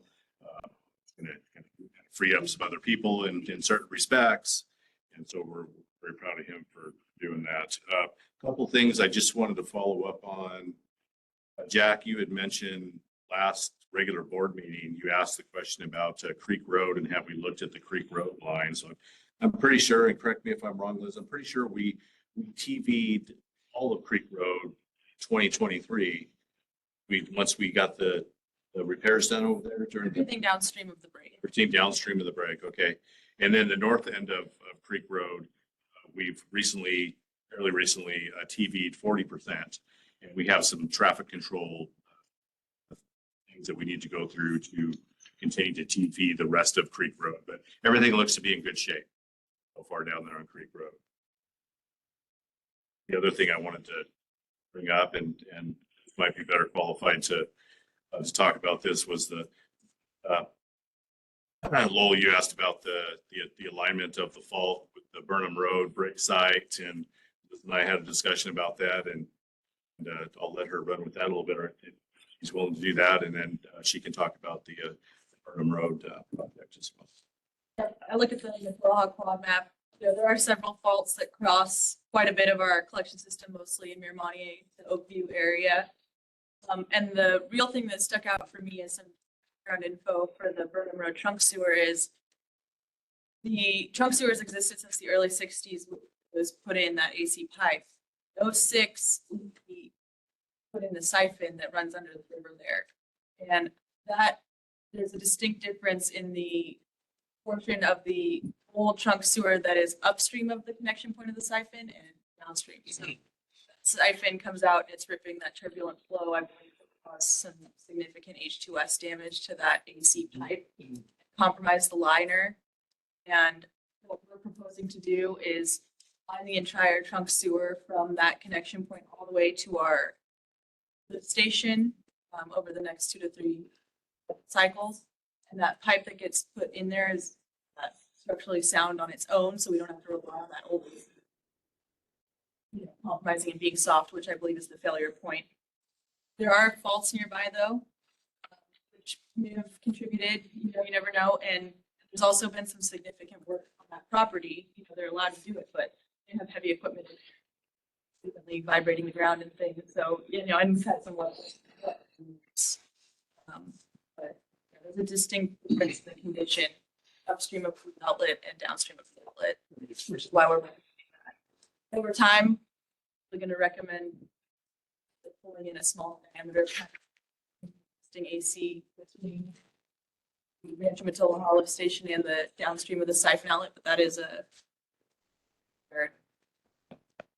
and then to touch on Old Creek Road is a portion of the Creek Road trunk line we found to be in rough condition after we did the assessment last year after our break. We were originally going to recommend locating that portion of this budget cycle, but Burnham Road is in worse shape, so that's taking precedent at this time. But after we get that trunk line, the Burnham Road trunk line rehabilitated, we'll probably recommend going into it's kind of near the Girl Scout camp there, Camp Arnez, all the stuff through those easements in there needs to be. Furthermore, just to touch on it, we looked today at I&I comparisons, the flow comparisons from early January to today. We had some big storms that raised our flows. Bradshaw got with 6 MGD, 4 times our normal flow. Where's that coming from? Well, we see a lot of it going through the Sulphur Mountain meter, which the Girl Scout camp is upstream of that, and we expect is a big. This flows for April, 2.6 average million gallons a day.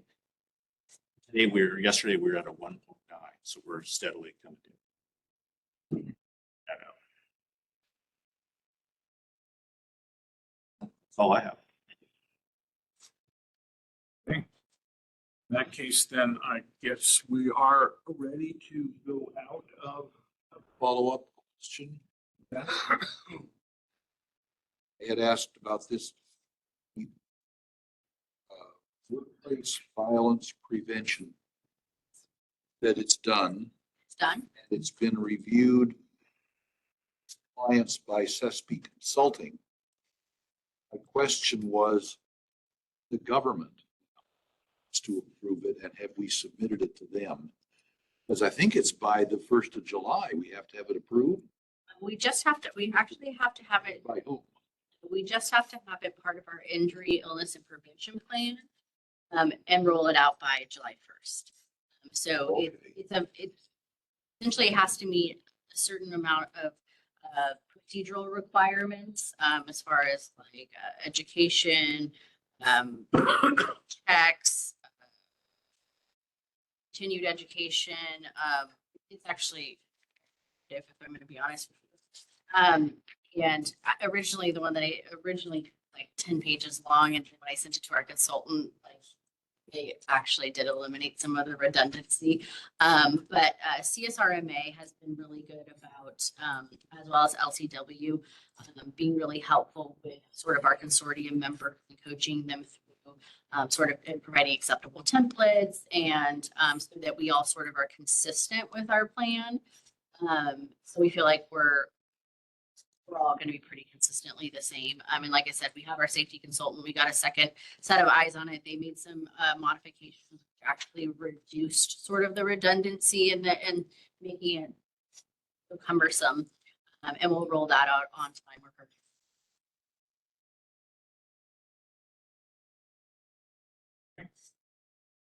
Having said that, we're going to close the public session at 8:14. And we're going to open the closed session. Soon as. Okay. Okay, so we're back into out of closed session at 8:26 p.m. And there's nothing to report. No reportable action was taken, so I'm going to close the public section of the meeting at 8:26. And You go home. Nice day elsewhere.